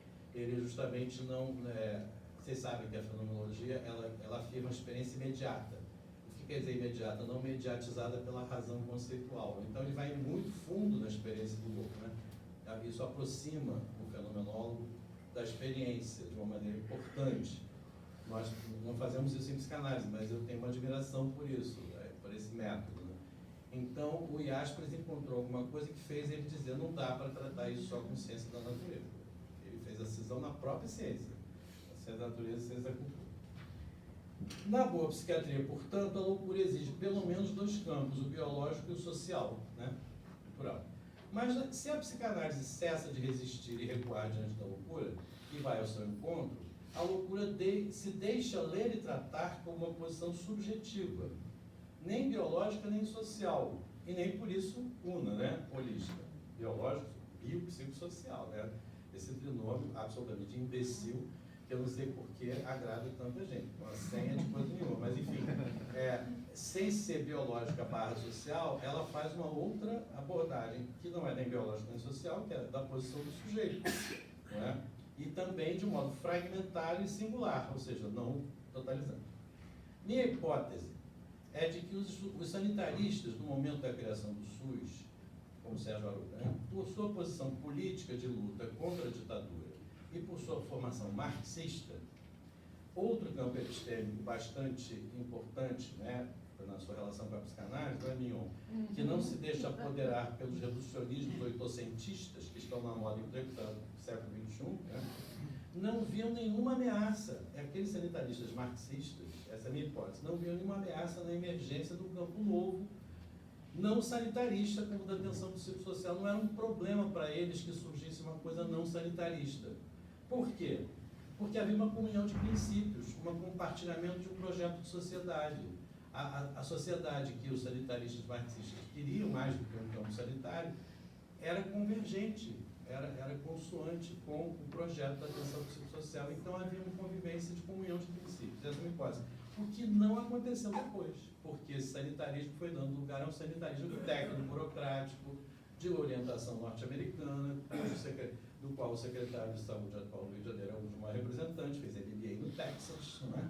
Então, ele tem toda uma cabeça completamente contrária a esse sanitarista dos anos 80, entende? A questão. Eu vou seguir aqui, nos anos 90, com a instalação no Brasil de um neoliberalismo estatal, porque vocês sabem que o Estado é que faz a escolha neoliberal. Parece que ele é atrofiado, mas é ele que se faz atrofiar para ser empresariado, né? O Estado vira empresa, como no ato falho do Júlio há pouco. Que aparentemente o atrofia, mas na verdade o empresaria, principalmente com a FHC, né, Fernando Henrique, esse quadro foi mudando. E isso produziu efeitos diretos na atenção psicossocial. Eu estou fazendo esse evento porque eu acho importante a gente conhecer um pouco o percurso, não só dizer em bloco, é o neoliberalismo. Sim, mas como foi que superou, né? Que só se fizeram sentido na primeira década do século XXI, inclusive no governo Lula, né? Quer dizer, a coisa veio, o efeito vem depois, né? O ano era 2006, o último do primeiro mandato do governo Lula, iniciado em 2003, e a SAIS, aquela secretaria que eu falei, decide incluir a rubrica do financiamento da atenção psicossocial sob a rubrica da atenção primária. Não sei se vocês sabem desse fato, foi uma reunião da SAIS. Começava ali a primarização da atenção psicossocial. Eu não tenho nada contra e admiro a atenção primária, mas eu não posso aceitar a primarização da atenção psicossocial, que equivale à sua sanitarização por vias neoliberais. Com consequências que foram muito além do plano do financiamento, que era a rubrica de financiamento, vocês sabem da importância do dinheiro, né? Mas, para além do plano do financiamento, aconteceram várias coisas que meus colegas estão falando. O que se passa se enfiarmos a atenção psicossocial na pirâmide dos níveis de atenção primária? Aqui está o desenho que eu tinha pedido a cá. Dá para ver? Aqui é a pirâmide. A primária, secundária e terciária. Isso é atenção em saúde. Eu coloco a atenção psicossocial como um retângulo, só para graficamente ficar diferente. Ela não pode ser enfiada aqui. O que acontece se eu pego a atenção psicossocial e eu enfio na pirâmide? Ela sofre um empuxo para o topo. Porque ela não vai rivalizar com a atenção primária. A atenção primária é muito mais importante que a atenção psicossocial em termos epidemiológicos. Então, é claro que se eu forço a barra para enfiar a atenção psicossocial aqui, eu sanitarizo e especializo. E levo ela para o nível terciário, me entendem? O que já estava presente, se a gente pensar bem, depois que eu escrevi o texto, eu pensei nisso, desde o BDD do Sarraceno, que falava em reabilitação psicossocial. Palavra péssima, né? A gente tem que poder criticar como reabilitação. Quer dizer, reabilitar para quê? Para para quê? Então já estava talvez inscrito nos primórdios da reforma, pelo menos da vertente do Sarraceno, essa ideia terciarizante, né? É um problema, eu acho, tá? Então já falei isso, tá? Porque ela sofre um empuxo, e eu vou falar um pouco, figuras, vai economizar o tempo, figuras muito importantes de primeira hora da reforma, que eram combativas, eram pessoas que eu era muito jovem, 30 anos atrás eu era. E assim, eu convivia com pessoas mais velhas que eu, que eram inspiradores para mim, eram pessoas que eu admirava e eu vi nesse momento essas pessoas dizerem com maior desenvoltura que um CAPS é um serviço especializado, o que é a morte do CAPS. Porque o CAPS não pode ser especializado, ele não é da atenção primária, mas ele é tão não especializado quanto uma clínica da família, me entende? Aliás, ele é muito mais não especializado, porque ele é atravessado por outros setores que não são da saúde, a cultura, assistência, justiça, educação e os setores informais, sobretudo. Um território não tem só equipamentos intersetoriais, como se diz. O território tem a favela, né? Tem os tiroteios lá, que o Érico que está aqui do Neuza Santos Souza enfrenta toda semana, né? Dia a dia tem os tiroteios, a gente tem que conversar com traficantes, não deixam a gente fazer isso na gestão atual, mas é importante se articular com o traficante, com a igreja, com o clube, não é? Isso não é sanitário, é comunitário, você tem que fazer articulações territoriais de vários níveis. Daqui o Wagner também, está no alemão, sabe disso, e outros colegas aqui. Então vejam, não dá para você pensar no CAPS como um serviço de saúde, não é isso? Então dizer que ele é especializado, inclusive em caso grave, isso é uma morte do CAPS. E essas pessoas que eu admirava começaram a dizer isso assim, despudoradamente. Imagina se pessoas com esse peso falavam isso, o que esperar dos trabalhadores que estão chegando, que ainda não tem nem muita, né, estão traquejo com campo, vão repetir isso. E hoje em dia qualquer um diz que o CAPS é especializado. Qualquer um. Né? Isso é a morte do CAPS por uma via ideológica, não só, né, essa forma mais brutal que você já botar. E aí vemos a RAPS, que o Júlio citou, instituída pelo Coordenador Nacional de Saúde Mental, Roberto Chicanori, esse eu faço questão de citar.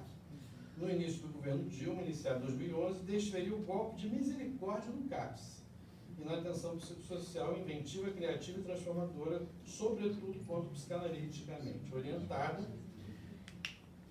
E criou, bom, aí eu vou falar, porque, por causa do tempo, eu relato 5 grandes feitos da RAPS, feitos ironicamente. Então, eu vou citar. Ela criou a RUE, sabia? RUE é Rede de Urgência e Emergência. O CAPS sempre foi tido como aquele que tem que responder pela crise. Por isso ele tem potência para substituir o manicômio e Jurujuba e as portas emergenciais. Portas de entrada da rede, né? E ele tem que lidar com a crise. Se você cria uma RUE, Rede de Urgência e Emergência, a rede de atenção psicossocial só entra em segundo lugar, você já esvaziou, despotencializou o CAPS na sua função de responder pela crise, não é? Então ele faz isso. Se ele é especializado, por que ele vai lidar com crise? Vai receber depois que o caso grave chegar já devidamente, né, medicalizado.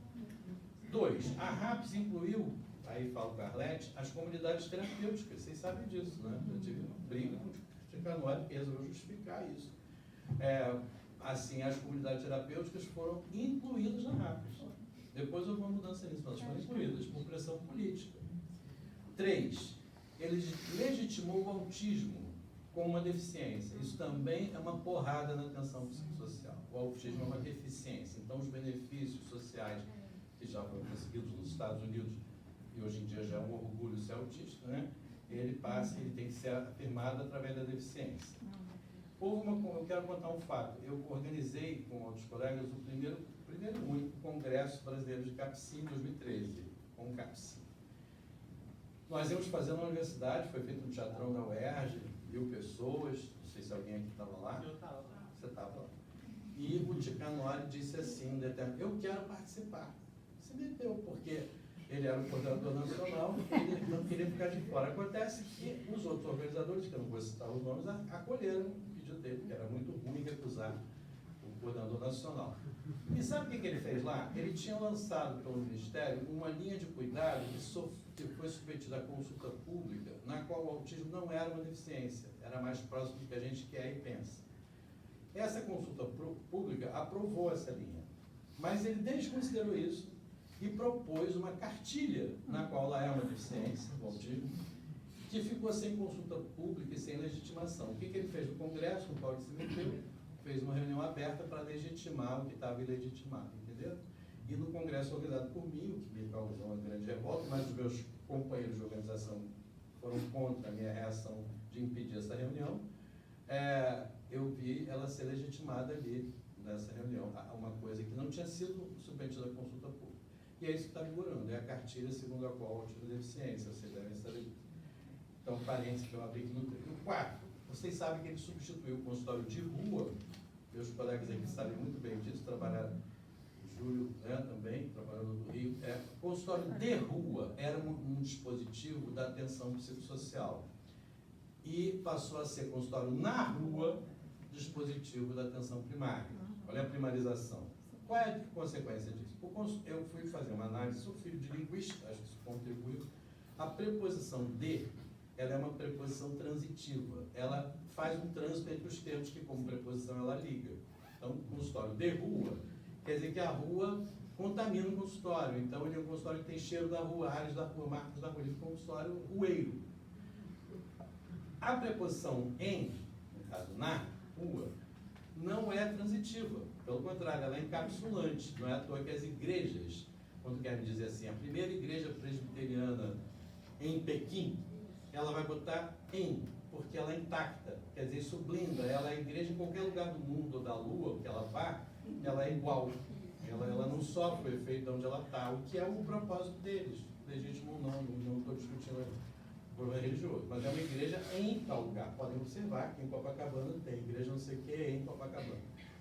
Então, o consultório na rua é para dizer assim, ele será um consultório em qualquer lugar que ele esteja. Em Irajá, em Copacabana, em Niterói. Ele é igual. E ele é igual o quê? Sanitário, ele é de branco, são profissionais determinados, já pré-definidos, que trabalham nele, né? E que vão se deslocando numa van pelo território, fazendo intervenções sanitárias. Isso não é ingênuo, essa substituição do D pelo NA, entendem? Isso foi feito também nesse momento. FII, por último, instituiu as clínicas da família, que eu já elogiei aqui, né? Mas como porta de entrada do sistema, vou terminar, sanitário, no lugar do CAPS. Bom, então ele fez bastante estrago, a RAPS, né? A RAPS é a morte do CAPS. Aí eu vou fazer uma referência aqui do trabalho, metafórica. As aranhas, elas puxam os fios com que tecem sua teia de dentro da sua barriga. Sabia? Eu não sabia disso. Com suas patinhas. E, contudo, essa teia as conterá, né? Elas fazem teia, mas a teia depois as engloba, né? As conforma. Se fizermos a metáfora de que os CAPs são as aranhas, que tecem a rede territorial a partir de si, com fios psicossociais vivos e orgânicos da barriga, né? Diremos que a RAPS apertou com cintas as barrigas das aranhas CAPs, que ficaram assim impossibilitadas de tecer suas redes, né? Com seus próprios fios, e aplicou sobre um conjunto de aranhas assim amordaçadas uma malha artificial de nylon, e chamou de rede de atenção psicossocial. É isso que a RAPS fez. Isso. Essa história da aranha eu tirei do Lacan, porque no seminário 20 ele diz lá que o Spinoza gostava muito das aranhas e quer dizer como é que chega o simbólico pelo real. E ele fala das aranhas que vão tecendo a rede para chegar no texto, como é que um texto chega do real ao simbólico. Muito bonita essa passagem. Então foi o Lacan que me inspirou essa metáfora. Assim, muito antes da catástrofe fascista, que por ter destruído tudo e todos no campo da vida brasileira, destruiu também a saúde mental, Bolsonaro, esse processo já vinha corroendo a atenção psicossocial desde muito antes. Para a gente não ficar na ilusão de que foi o Bolsonaro, foi a devastação fascista. Sanitarização da ação dos CAPs, reprofissionalização e tecnicização dos membros da equipe, né? Agora todo mundo é identificado pelo seu diploma. Especialização do procedimento no lugar das ações clínico-territoriais, cujos fundamentos, como diz o Jean Houry, estou com pouco tempo, Conrado me avisou, Jean Houry fala, né, que você tem uma ação e ele pergunta, o que você faz aí? Por que você deu essa medicação para o paciente? Por que você foi com ele para a rua e tal? E aí ele diz que você tem que evocar um plano transcendental, como ele diz, que é para interrogar o que você faz. Que o que você faz não é muito claro para a consciência, ele está falando do inconsciente, né?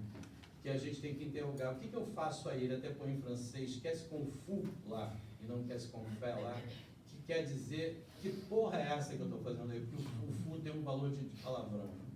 Então é por isso que eu coloquei aqui, quer dizer, que porra eu estou fazendo? Eu tenho que parar para pensar, eu comparo isso com o que o Júlio já falou da supervisão, que eu chamo de clínico territorial, mas ele continua chamando de institucional. E aí, incluindo a inelutável dimensão da transferência, também vou falar mais rápido, porque lembro, já estou na penúltima página, isso não vai sem a transferência, né, gente? E a transferência é uma arma da psicanálise. Mas não podemos entender transferência como transposição do papai e da mamãe no divã, para dizer que o analista está nesse lugar. A transferência é um conceito muito mais potente do que isso, né? E ele se dá no território.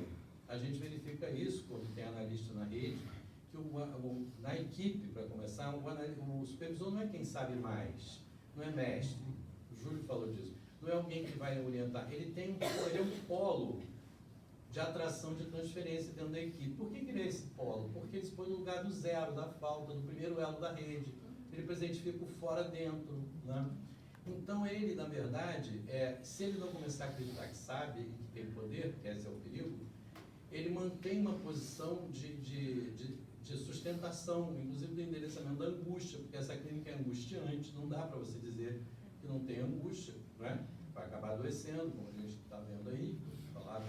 Então, o supervisor clínico territorial é muito importante, e a psicanálise é que traz isso. Você não tem outro campo do saber que tem esse recurso da transferência territorial. Outros serviços, né, vão fazer com ela um laço transferencial com aquele supervisor do território, que é do CAPS, mas é do território. O CAPS tem que ser fora de si, né?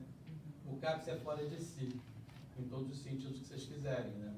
Isso nem é uma metáfora minha, do meu filho, Daniel, que era até pouco tempo coordenador de saúde mental no Rio. A dissertação dele chama-se o CAPS fora de si. Eu não posso deixar de citar, né? Roubado do filho, uma referência meio... Meio de piano. Fica ruim, né? Então é isso. A transferência, eu queria destacar isso, só a psicanálise traz essa possibilidade de uma transferência não engessada, não a dois, não individual, e sim territorial, que também não quer dizer grupal, de modo algum, não é grupo, fazer grupos, é um território, é uma coisa um pouco anônima, um pouco transindividual e não identificada. Já falei sobre isso, né, a transferência como Marcial Astropo, na poesia do Paulinho da Viola, que é um portelense, que fez uma belíssima poesia para Mangueira, né? Ele diz, a poesia como mar se alastrou, a transferência como mar se alastra no tempo, a Mangueira. Para concluir, a atenção psicossocial não é compatível com o sanitarismo tecnicista, tecno-burocrático e protocolar, que comanda a política pública de saúde mental hoje na cidade do Rio de Janeiro e em São Paulo também, né, Thiago? Eu conheci o CAPS Itapeva, o primeiro do Brasil, então vocês sabem qual é, na oferta do MASP, né? No seu primeiro aniversário, em 88, eu fui lá. Foi impressionante a experiência de ver o primeiro aniversário do Itapeva. Peter Paul Pelbart fez uma conferência, O Desejo de Asas, que era As Asas do Desejo, que era um filme que estava fazendo sucesso na época em vendas, né? E foi uma coisa assim impactante. Não era psicanalítico o Itapeva. Aliás, em São Paulo, a psicanálise não tem força na saúde mental, assim, pronunciado. Por isso que o Bolo não sabe. Mas, aqui no Rio teve. Mas assim, não era psicanalítico, mas era muito clínico e muito potente as experiências relatadas ali pelo Jairo. Então, e agora na Abrage, no ano passado, eu fui a São Paulo e fui visitar o caso, gente, foi um horror, uma decepção, eu quase tive uma depressão psiquiátrica. Porque era uma empresa, uma casa não continuou no mesmo lugar, é uma empresa. Você não consegue nem falar que tem um diretor não sei o que, o diretor não sei o que, não tem nada a ver com o que era o CAPS no seu primeiro aniversário. É só um depoimento assim. E no Rio, a gestão manda que os CAPS façam periodicamente uma accountability. Vocês sabem, tem gente aqui da saúde mental. Accountability, não é assim prestação de contas, não. É accountability. E a equipe repete accountability, entendeu? Eu lá proibi, mas às vezes ainda falta. Na verdade, é uma accountability. Talvez eu tenha que parar de proibir, porque assim, não é uma prestação de contas pública que deve ser feita para... Não é. É para contabilizar bem como você falou, né, os procedimentos faturados e tal. Mas é um escândalo que a gente fala em inglês esse termo do text, né, do Daniel Soares. Então, a atenção psicossocial não é compatível com o Estado neoliberal. Então, né, o último parágrafo eu vou ler, porque se eu quero terminar... Né, a psicanálise tampouco é compatível com o neoliberalismo. Embora ela possa, pela pusilanimidade dos analistas, dos membros da comunidade psicanalítica, moldar-se facilmente a toda e qualquer situação política, como fez com a ditadura civil-militar brasileira nos anos, né, 60 até 80, não foi? O analista foi cúmplice da ditadura, então não pode. Agora, ela não, a rigor não é, né? Não à toa, o grande alvo de execração dos gestores públicos de saúde mental é a psicanálise. Outro dia, uma gestora disse que ela cheira a... veio Ritalina na cabeça do Fábio. Naftalina. A psicanálise cheira a naftalina, entendeu? Aí o nosso colega, né, não vou dizer o nome, disse assim, então vou fazer um evento chamado Psicanálise Espanta as Baratas. Já que é naftalina. Enfim, o grande alvo não é a psicanálise burguesa comprometida com o capital, porque essa convém muito ao neoliberalismo, mas é a psicanálise comprometida com a sociedade, uma outra forma de sociedade, uma psicanálise que alguns de nós começaram a chamar de popular, voltada para a população ampla, desfavorecida, despossuída que a gente tem. Essa é execrada pela gestão. Né? Essa é a inimiga número 1 da gestão neoliberal que temos e, pelo visto, continuaremos a ter no Rio de Janeiro sob o risco de algo ainda pior. São Paulo, quem sabe o Boulos, né, Thiago?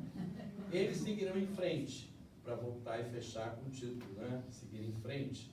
Eles, os gestores, seguirão em frente, como no CAPS, Dona Ivone Lara. Belíssima criatura, achincalhada nessa homenagem de grego, né?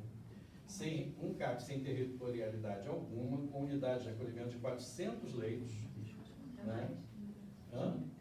É mais que isso agora, não? Era 500 agora. É, né? Para retirar a população de rua da Zona Sul, a Alete falou muito disso, inclusive tirar as coisas durante a noite, né? Aspecto que você trouxe muito impactante, como é que tira e depois de tarde manda uma equipe, né? Mas, enfim, da Zona Sul e do Centro, sob a farsa milagrosa dos passos seguintes. Vocês sabem que o seguir em frente tem 5 passos, né? Igual os 12 passos lá da... Porque, assim, dar emprego, tirar da rua, dar emprego, moradia, levá-los a se tratarem e seguir em frente. É assim que é formulado, está escrito. Mas no discurso, na praxis discursiva, nada acabou. Nada acabou. Nós não precisamos achar que acabou. Acabou na rede, né? Estamos aqui, estamos aí para sustentar sempre a subversão psicanalítica. Hasta la vitória, sempre.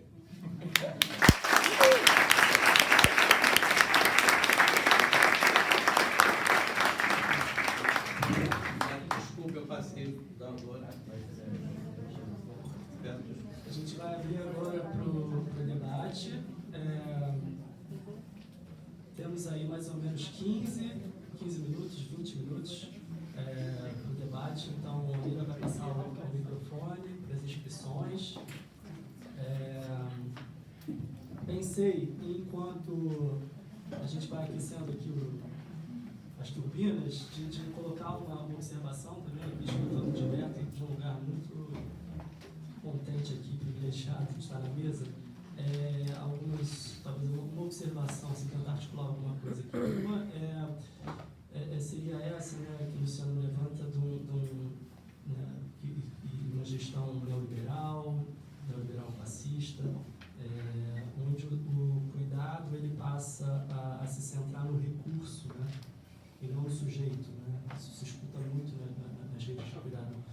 No recurso em residência terapêutica, no recurso, como se não fosse um lugar, uma casa onde mora uma pessoa com toda a sua biografia. Né? Então tem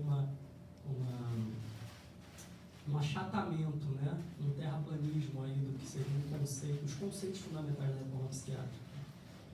Luciano levanta essa questão com a pirâmide, né? E olha que fica o CAPS nessa atenção primária, secundária e terciária, com uma rede de urgências e emergências, e parece que o CAPS então fica sendo o leito de retaguarda da urgência imediata, no momento que inclusive os ambulatórios passam a estar mais perto do território, junto das clínicas da família, dessa atenção primária, né? Então, que lugar que o CAPS ocupa hoje, né? Assim, onde está a potência de fundação dos CAPS hoje, né? Assim, há um absoluto achatamento dessa potência, né? E aí, pegando um pouco dessas falas, né? Tanto da Arlete quanto do Júlio, né? O que é essa pedrada, né, da população em situação de rua em face a uma política de extermínio? Como nós, psicanalistas, sustentamos junto a essa população, e aí não exatamente uma pedrada, mas uma palavra pedrada também, né? Me parece que de todas as falas, onde é que está a resistência? Eu só escutei aí, na pedrada da população que resiste ao recolhimento, né? Então, me parece que é aí que a gente precisa estar. Uma palavra ato que evidencia um novo tempo das políticas de saúde mental. É preciso afirmar isso, porque isso parece ainda que a gente está falando de CAPS, de reforma psiquiátrica, mas a gente já sabe que tem uma perversão desses conceitos fundamentais. E aí, pensando nisso também que o Júlio traz desse paralelo, né, com o campo da atenção psicossocial, que vai se transformando radicalmente, com o paralelo do campo de concentração, né, e com essa cooptação de diversos colegas com quem nós confiamos a nossa construção de trabalho para uma função que passam a articular uma outra coisa que não é mais implicada com a ética da reforma psiquiátrica, né? Eu evoco também aqui a Hannah Arendt, né, e Eichmann em Jerusalém, né, com a banalidade do mal e essa ideia da obediência, né, da obediência devida, das hierarquias, esses que estão seguindo ordens, que estão executando uma política pública avessa à reforma psiquiátrica. E aí fica a pergunta para a gente debater, onde é que entra aí então a desobediência, né? Como é que a gente se apropria dela junto desses que estão aí com a pedrada. Então, abrindo para a gente debater.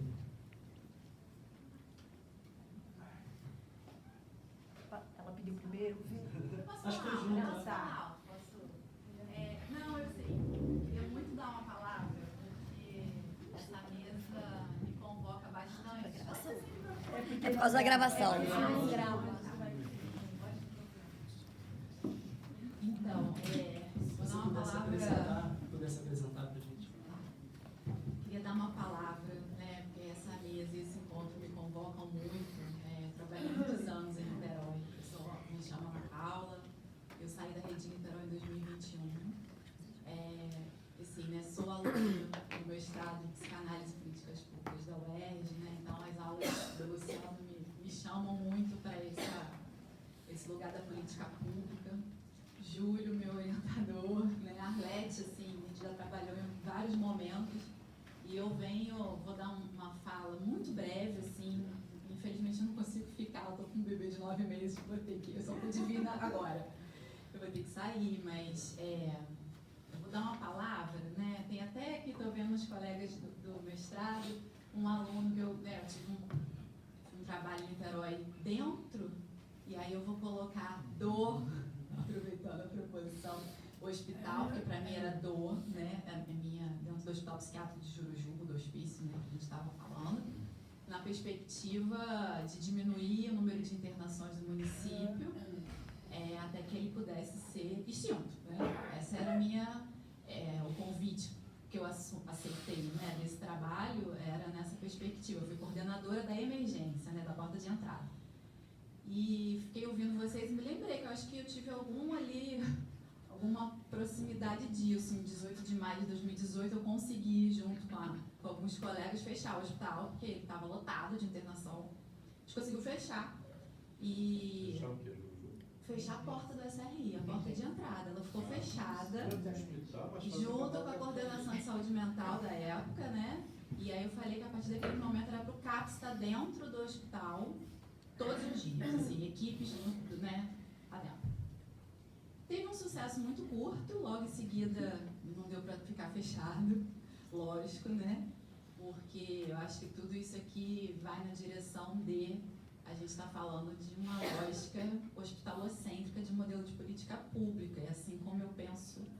Agora, como apostar, isso tudo para mim aqui é uma resistência, então como apostar que há trabalho possível, né? Então, hoje eu escrevo sobre isso, né? De qual o trabalho possível diante disso que está dado por política pública e modelo hospitalocêntrico, né? Então, por exemplo, aqui eu vi, né, depois eu fiz um trabalho pela coordenação de estágio, estou vendo aqui que tem alunos que percorreram a rede de saúde mental lá no hospital, então como também transmitir isso para os alunos que estavam em estágio, dessa teia, né, que o Luciano fala, assim, como é que é isso para o trabalho sem ninguém se afogar, né, sem ser afogado. E só para dar 2 depoimentos muito rápidos, assim. Uma vez, né, e aí, bom, estou falando desse trabalho, por isso que eu vou citar 2 exemplos do hospital, né, psiquiátrico de Jurujuba. Um deles foi quando uma pessoa que tinha sido baleada lá no preventório, que é né, assim, ao lado do hospital tem um morro do preventório, né, super denso populacionalmente ali de Niterói, um dos mais habitados. E chegou uma pessoa baleada, que era um traficante, pedindo bezetacil e seringa e obrigando ali o médico a dar, e não queria ser aberto ficha, né, de atendimento, ele queria ser invisível, ele obrigou, tivemos que dar. Né? Isso era 11 da noite, me ligaram, o que a gente faz? Eu falei, não, vocês vão dar. E o que me ajudou foi que no dia seguinte eu liguei para a equipe de redução de danos para entender o que estava acontecendo. E assim, estava acontecendo um baile funk naquele dia, de fato teve uma briga, e aí a gente foi entender do território. Então assim, para mim esse trabalho lá era sempre nessa direção de ouvir como estava o território. Por isso eu consegui trabalhar lá, né? Então, lógico, depois eu saí quando eu vi que isso já começou a ficar impossível, impraticável, mas eu trabalhava com quem estava no território, então eu queria estar no território. Então, é estranho falar, né, de um trabalho dentro do hospital, mas o olhar era sempre do que estava fora acontecendo. E isso ajudou a equipe a trabalhar, a criar propostas. Então, junto com os diretores de danos, né, foi feita uma campanha toda sexta-noite, porque era uma sexta-noite, porque toda sexta-noite tinha baile funk. que então no posto pudesse ser disponibilizado seringas, etc. Então, o trabalho de redução, né, de danos. Isso foi uma situação que me marcou muito, Arlete, então obrigado pela sua fala. Você falou das pedras, né? Lembrei, né, ali no Fonseca, botaram pedras, né, onde eles deitavam e dormiam, justamente para eles não dormirem, né? Aquelas pedrinhas ali debaixo do viaduto, para eles não ficarem mais lá, né? Que a prefeitura construiu ali.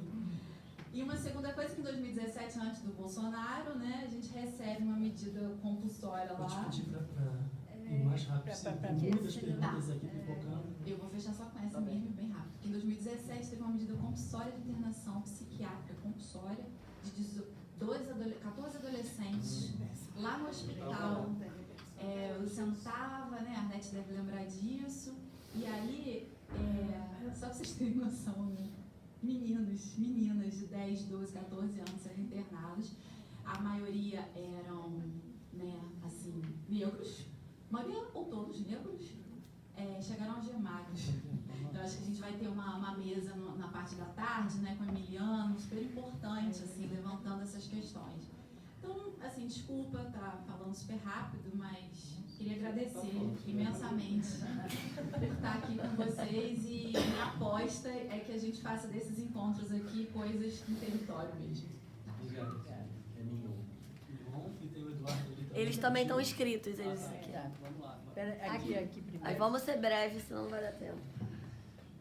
A gente vai reforçar isso, que sejam todos muito breves, senão a palavra não vai poder circular. Para o almoço de manhã, porque é tão importante esse Claro, debate, claro. né? Não, tudo bem. Então, eu queria até começar trazendo um pouco dessa frase da Hannah Arendt, que eu não gosto muito da referência dela porque ela trata a política do lado da banalidade do mal. A política não é algo entre o bem e o mal, é algo material. E a gente precisa tratar assim, inclusive pela referência marxista que o Batalha tinha, porque ele trata as instituições, né, como reflexo da sociedade, é um reflexo de estrutura. Então, a sociedade é estruturada por classes, as instituições também vão ser, e a sociedade, porque a sociedade é assim, né? Então, assim, quando você trazer a referência do território, e quando você pergunta, né, para a gente aqui um pouco, né, Conrado, assim, qual que meio que é a saída, né? O que a gente vai fazer? Eu fico pensando que retomar esse territorial é importante, mas pela referência que o Milton Santos tem, que também é marxista, no sentido que território é um conceito político, né, material. Então, assim, a materialidade de um território, como a riqueza foi construída ali, é que vai determinar como as instituições vão ser e contra o que a gente precisa lutar. Né? Então, assim, não tem neoliberalismo que não seja fascista. E esse tipo de orientação econômica só vale dentro do capitalismo. Né? Então, assim, é um problema de estrutura que a gente precisa retomar. Por onde a gente vai começar essa luta? Porque os pacientes são classe trabalhadora assim como nós, né? E assim, até como esses gestores que reproduzem esse tipo de campo de ideias, mas não se reconhecem como classe trabalhadora pelo jeito, né? Mas retomar, retomar a referência de Milton Santos como uma tradição marxista mesmo, para entender a materialidade da riqueza e como isso se reflete no campo de ideias e por que a gente reproduz isso, eu acho que é fundamental para iniciar essa luta e incluir a classe trabalhadora do lado dos pacientes. Né? Então, acho que retomar a causa por aí, inclusive porque a psicanálise, a teoria, né, a teoria e sua clínica é muito afinada com o marxismo. Os psicanalistas, alguns não, né? A maioria. Alguns, a grande maioria ainda, mas existem outros, né? A gente tem testemunho disso aqui na rede também. Eles estavam inscritos.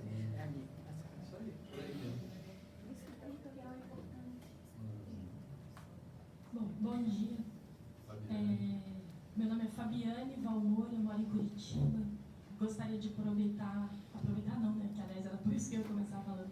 Agradecer e parabenizar o EBEP por mais esse evento, é o segundo que eu posso estar aqui.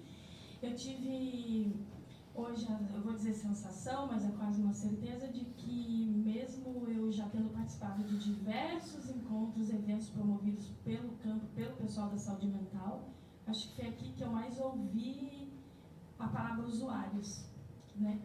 Então, fico bem feliz por isso também, né? Porque isso mostra uma preocupação. Por exemplo, na conferência municipal, Dia Nacional consolidado, muito menos historicamente consolidado, é muito precária as ações do 18 de maio. Eu tenho participado das reuniões de saúde mental do Conselho Municipal de Saúde de Curitiba, e quando eles começaram a querer pensar que maio estava chegando, né, porque vai pensando mensalmente as atividades do Conselho, e eu perguntei sobre se a Secretaria de Saúde Municipal de Curitiba ia propor alguma ação para o 18 de maio. Eles disseram que sim, mas de modo descentralizado, foi a palavra que eles usaram. Então, dentro de cada CAPES realiza-se atividades para o 18 de maio. Então, não existe um ato, como existe aqui no Rio de Janeiro, como existe em Belo Horizonte, como existe em São Paulo, não existe. E percebi na fala da mesa uma preocupação muito grande de tensionar a própria rede de atenção psicossocial.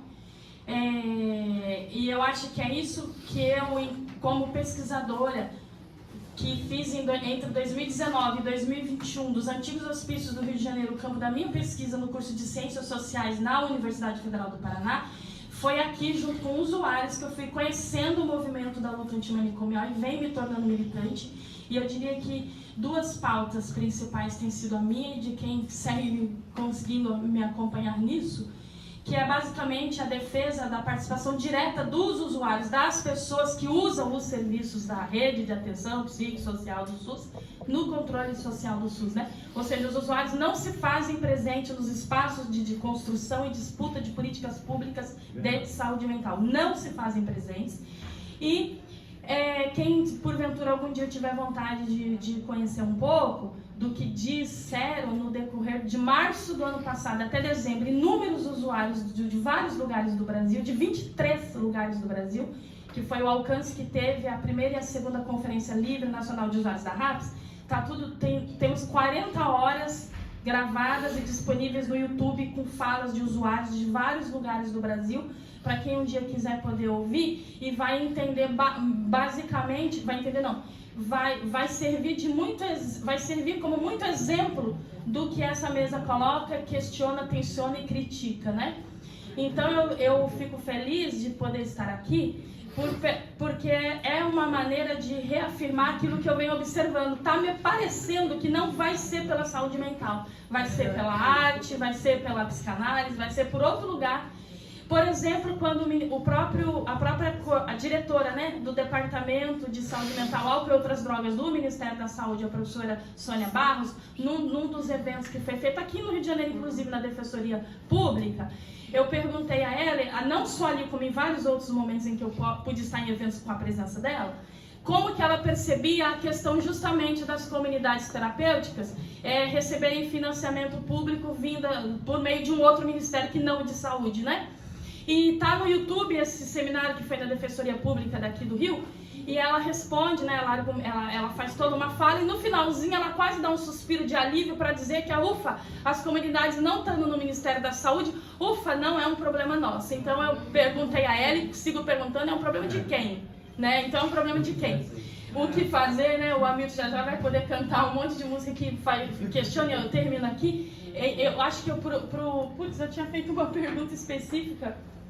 Eu tinha pensado uma pergunta específica, mas eu acho que eu deixo aqui para a mesa, se vocês puderem poder dizer alguma coisa sobre, a partir da fala de cada um, da vivência, enfim, do conhecimento de vocês, como que vocês pensam uma forma de resolver a questão dos usuários que são invisibilizados, né? Quando muito por meio da arte eles sobem nos palcos, né?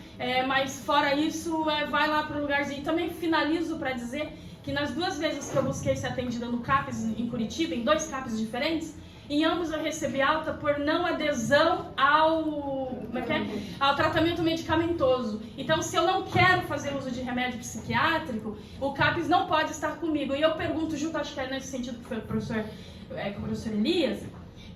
Elias, desculpe, que atenção psicossocial é essa? Que equipe multiprofissional é essa? Que se um usuário implora para ficar no CAPES, para poder ter direito ao tal do atendimento psicossocial, mas se ele não faz uso de medicação, não quer fazer, ele não pode ficar ali, recebe alta com documento e tudo. A alta carimbado pelo médico, pelo assistente social, pela enfermeira, pela coordenadora, por todo mundo daquele 2 vezes em 2 CAPES diferentes, né? Então, acho que foi o professor que deixou bem claro o tensionamento que RAPS é essa, né?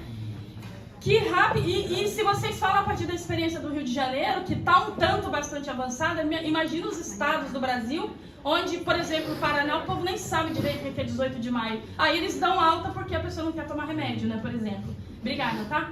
Aqui, só um minutinho. A todos, eu estou muito grato de estar com vocês todos, Luciano, Conrado, Alete, Júlio, tá? Sou uma pessoa que trabalha na rede pública já há muitos anos, em Jurujuba nos anos 90, agora no Pinel já há vários anos. Para mim ficou uma percepção dessa mesa, né? Porque é muito particular, não tem por que não compartilhar. Acho que a gente está num momento, lógico, distinto do que estivemos antes, como um movimento político, né, como momento de uma prática clínica diferenciada do que há muito tempo existiu. Sempre houveram contradições, dificuldades de entendimento, retificações no campo da atenção psicossocial, mas havia a ideia de que ela existia, né, de que havia esse campo vivo.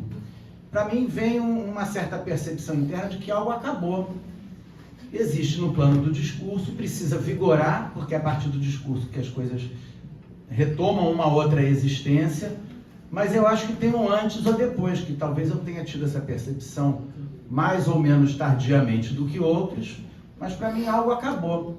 Então minha questão que eu levo dessa mesa é relacionada ao próprio trabalho do luto, de se poder elaborar alguma coisa que não existe mais e o que pode passar a existir a partir dessa percepção, tá? Por conta disso, eu agradeço a todos da mesa. Eu acho que agora a mesa se manifesta e depois a gente chama o Hamilton, tá? Para você fazer Vou falar rapidamente uma coisa, porque a Ana falou isso, explicitou, né? Assim, que ela não está aqui. Não, Um bebê pequeno. Tá, mas eu queria dizer assim que qualquer trabalho vindo do hospício denuncia o fracasso de uma rede de atenção psicossocial, assim. A gente está dentro de uma reforma psiquiátrica pautada e inspirada, não só, mas também pelo Basaglia, né? Então, não tem trabalho bonito do hospício, né? O trabalho do hospício sempre denuncia alguma coisa que está emperrada. Rede boa é rede sem hospício, né? Então, né, falo isso, né? Estou falando para a Ana, ela não está aqui, mas ela é me orientando, então acho que depois a gente vai conversar sobre isso. Conversinha. Eu só queria um ponto, assim, isso que ela falou dos jovens, né, que aconteceram, muitos desses jovens eram de São Gonçalo e estavam ali pelo Cavalão, né, circulando, e como foi devastador para vários desses jovens ter passado pelo Jurujuba, ter ficado aquele tempo lá, né? Eu tenho o caso de uma menina que até hoje ela é moradora de São Gonçalo, ela não fazia uso de drogas, ela estava ali porque o irmão ficava, era uma forma de ir lá, ver o irmão, brincar, se divertir, né? Curtir o espaço da rua, né? E eu lembro que a partir desse momento que ela fica lá no Jurujuba, quando ela sai, ela passou a fazer um uso muito mais intenso, começou a fazer um uso de drogas e cada vez mais intenso. E quando eu falo, das poucas vezes que eu consegui encontrar com ela na rua, no território, ela fala disso, né? Dela começar a fazer uso, por ter passado por lá, as consequências que foram essa passagem, como ela sofreu lá dentro. Né? E ela diz que ela faz uso de drogas um pouco para esquecer esses momentos que ela passou lá. Né? Então acho que isso é importante, Porque quando a gente fala de internação, né, e que muitas das vezes, mas ele foi porque ele quis. E aí eu acho que é o que a pessoa estava falando aí como sobrevivência, né, uma pessoa que está ou morre na rua ou morre na comunidade terapêutica. Fabiane, né? Então, assim, eu lembro de um fórum de álcool e drogas aqui do Rio, em que uma mulher trans, trabalhadora, redutora de danos de um CAPS, foi falar, né, sobre a experiência dela, estava na mesa. E um dos questionamentos que vieram foi: mas você sabia que lá você tinha que rezar? Mas você sabia que lá você tinha que colocar roupa de homem? Mas qual é a distância da comunidade terapêutica até a rua, até onde você voltar? E começou a questionar por que ela estava ali. E ela coloca: eu estava muito mal na rua, eu estava vendo que eu ia morrer, né? E a única coisa que me apareceu naquele momento foi esse lugar, e que eu sofri essas coisas, e que são válidas, não é porque eu fui, aceitei, que não é válido agora dizer, né, tudo que eu sofri lá dentro. Então a gente também vê muitos dos profissionais, né, como o Júlio está dizendo, e eu acho que com o funcionalismo isso foi, as pessoas tiveram vergonha, não tiveram mais vergonha, né, de colocar, né, de dizer a sua opinião, né, de você estar o tempo todo colocando a culpa na vítima, né, a culpa na pessoa sofredora, né, e de estar cooptado também, não, você tem que ir, você tem que fazer. Então isso é muito triste, né, ver isso, assim, quando os próprios profissionais massacram os usuários, em vez de dar um apoio e de fazer voz com eles contra toda a violência que eles sofreram. Eu lembro que nesse dia ela saiu chorando da sala. Você estava lá, né? Teve a intervenção da plateia. Isso, né? Foi até a Cássia, que foi uma das pessoas casadas dela, que levantou e ela saiu chorando, né? A pessoa. Enfim, então isso foi no fórum de álcool e drogas. Aqui, fórum estadual. Então isso é muito. E o território é isso, né? Eu concordo com você, o território é vivo. Eu acho que eu estou há 18 anos, todo esse meu trabalho que eu faço é no território. Né? Eu acho que é isso. Nem todo mundo vai chegar ao CAPES. Né? Nem sei se é para chegar lá, também acho que não é para chegar. E como é que o CAPES pode estar na rua, tá? Na associação de moradores. O CAPES tem que chegar com a associação de moradores, é com uma ONG que esteja ali, é com uma igreja que esteja ali, é na praça. É o CAPES sair de dentro do CAPES, né? Que o CAPES acha que está no território, é pura e simplesmente fazer uma VD ou um matriciamento. E não estar com a comunidade, né, com a população ali junto. Então isso é muito triste. Eu acho que ainda é um avanço, né, que a gente tem que fazer. Rapidinho, porque eu sei que eu ultrapassei o tempo, estou assim, incomodado com isso, porque eu acho que o mais importante é o debate, né? Mas enfim, o meu texto foi feito assim porque esse tema me instiga muito, como vocês viram. Mas a gente também começou com atraso, enfim, eu queria que isso reduzir os danos disso, entendeu? Que a gente pudesse estender o debate, não sei, pela organização aí também almoço, tem outras coisas, que é à tarde, eu vou ficar aqui, claro, né? Mas enfim, queria que a gente pudesse ter mais tempo.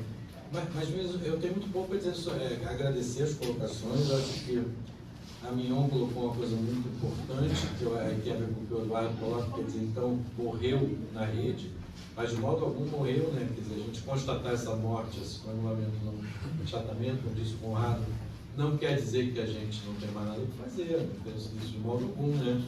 Acho que não tem que ficar dando muito ponta de faca, achando meio romântico, né? Vamos fazer, vamos reorganizar os trabalhadores. Não acontece, já presenciei tentativas e frutíferas disso. Acho que não é por aí, né? Não é por uma coisa ilusória. E a Mignon lembra da materialidade, né?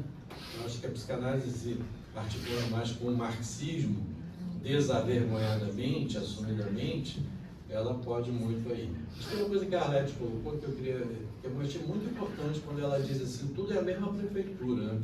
Então a mesma prefeitura que dá porrada de noite, tira cobertor e papelão, né?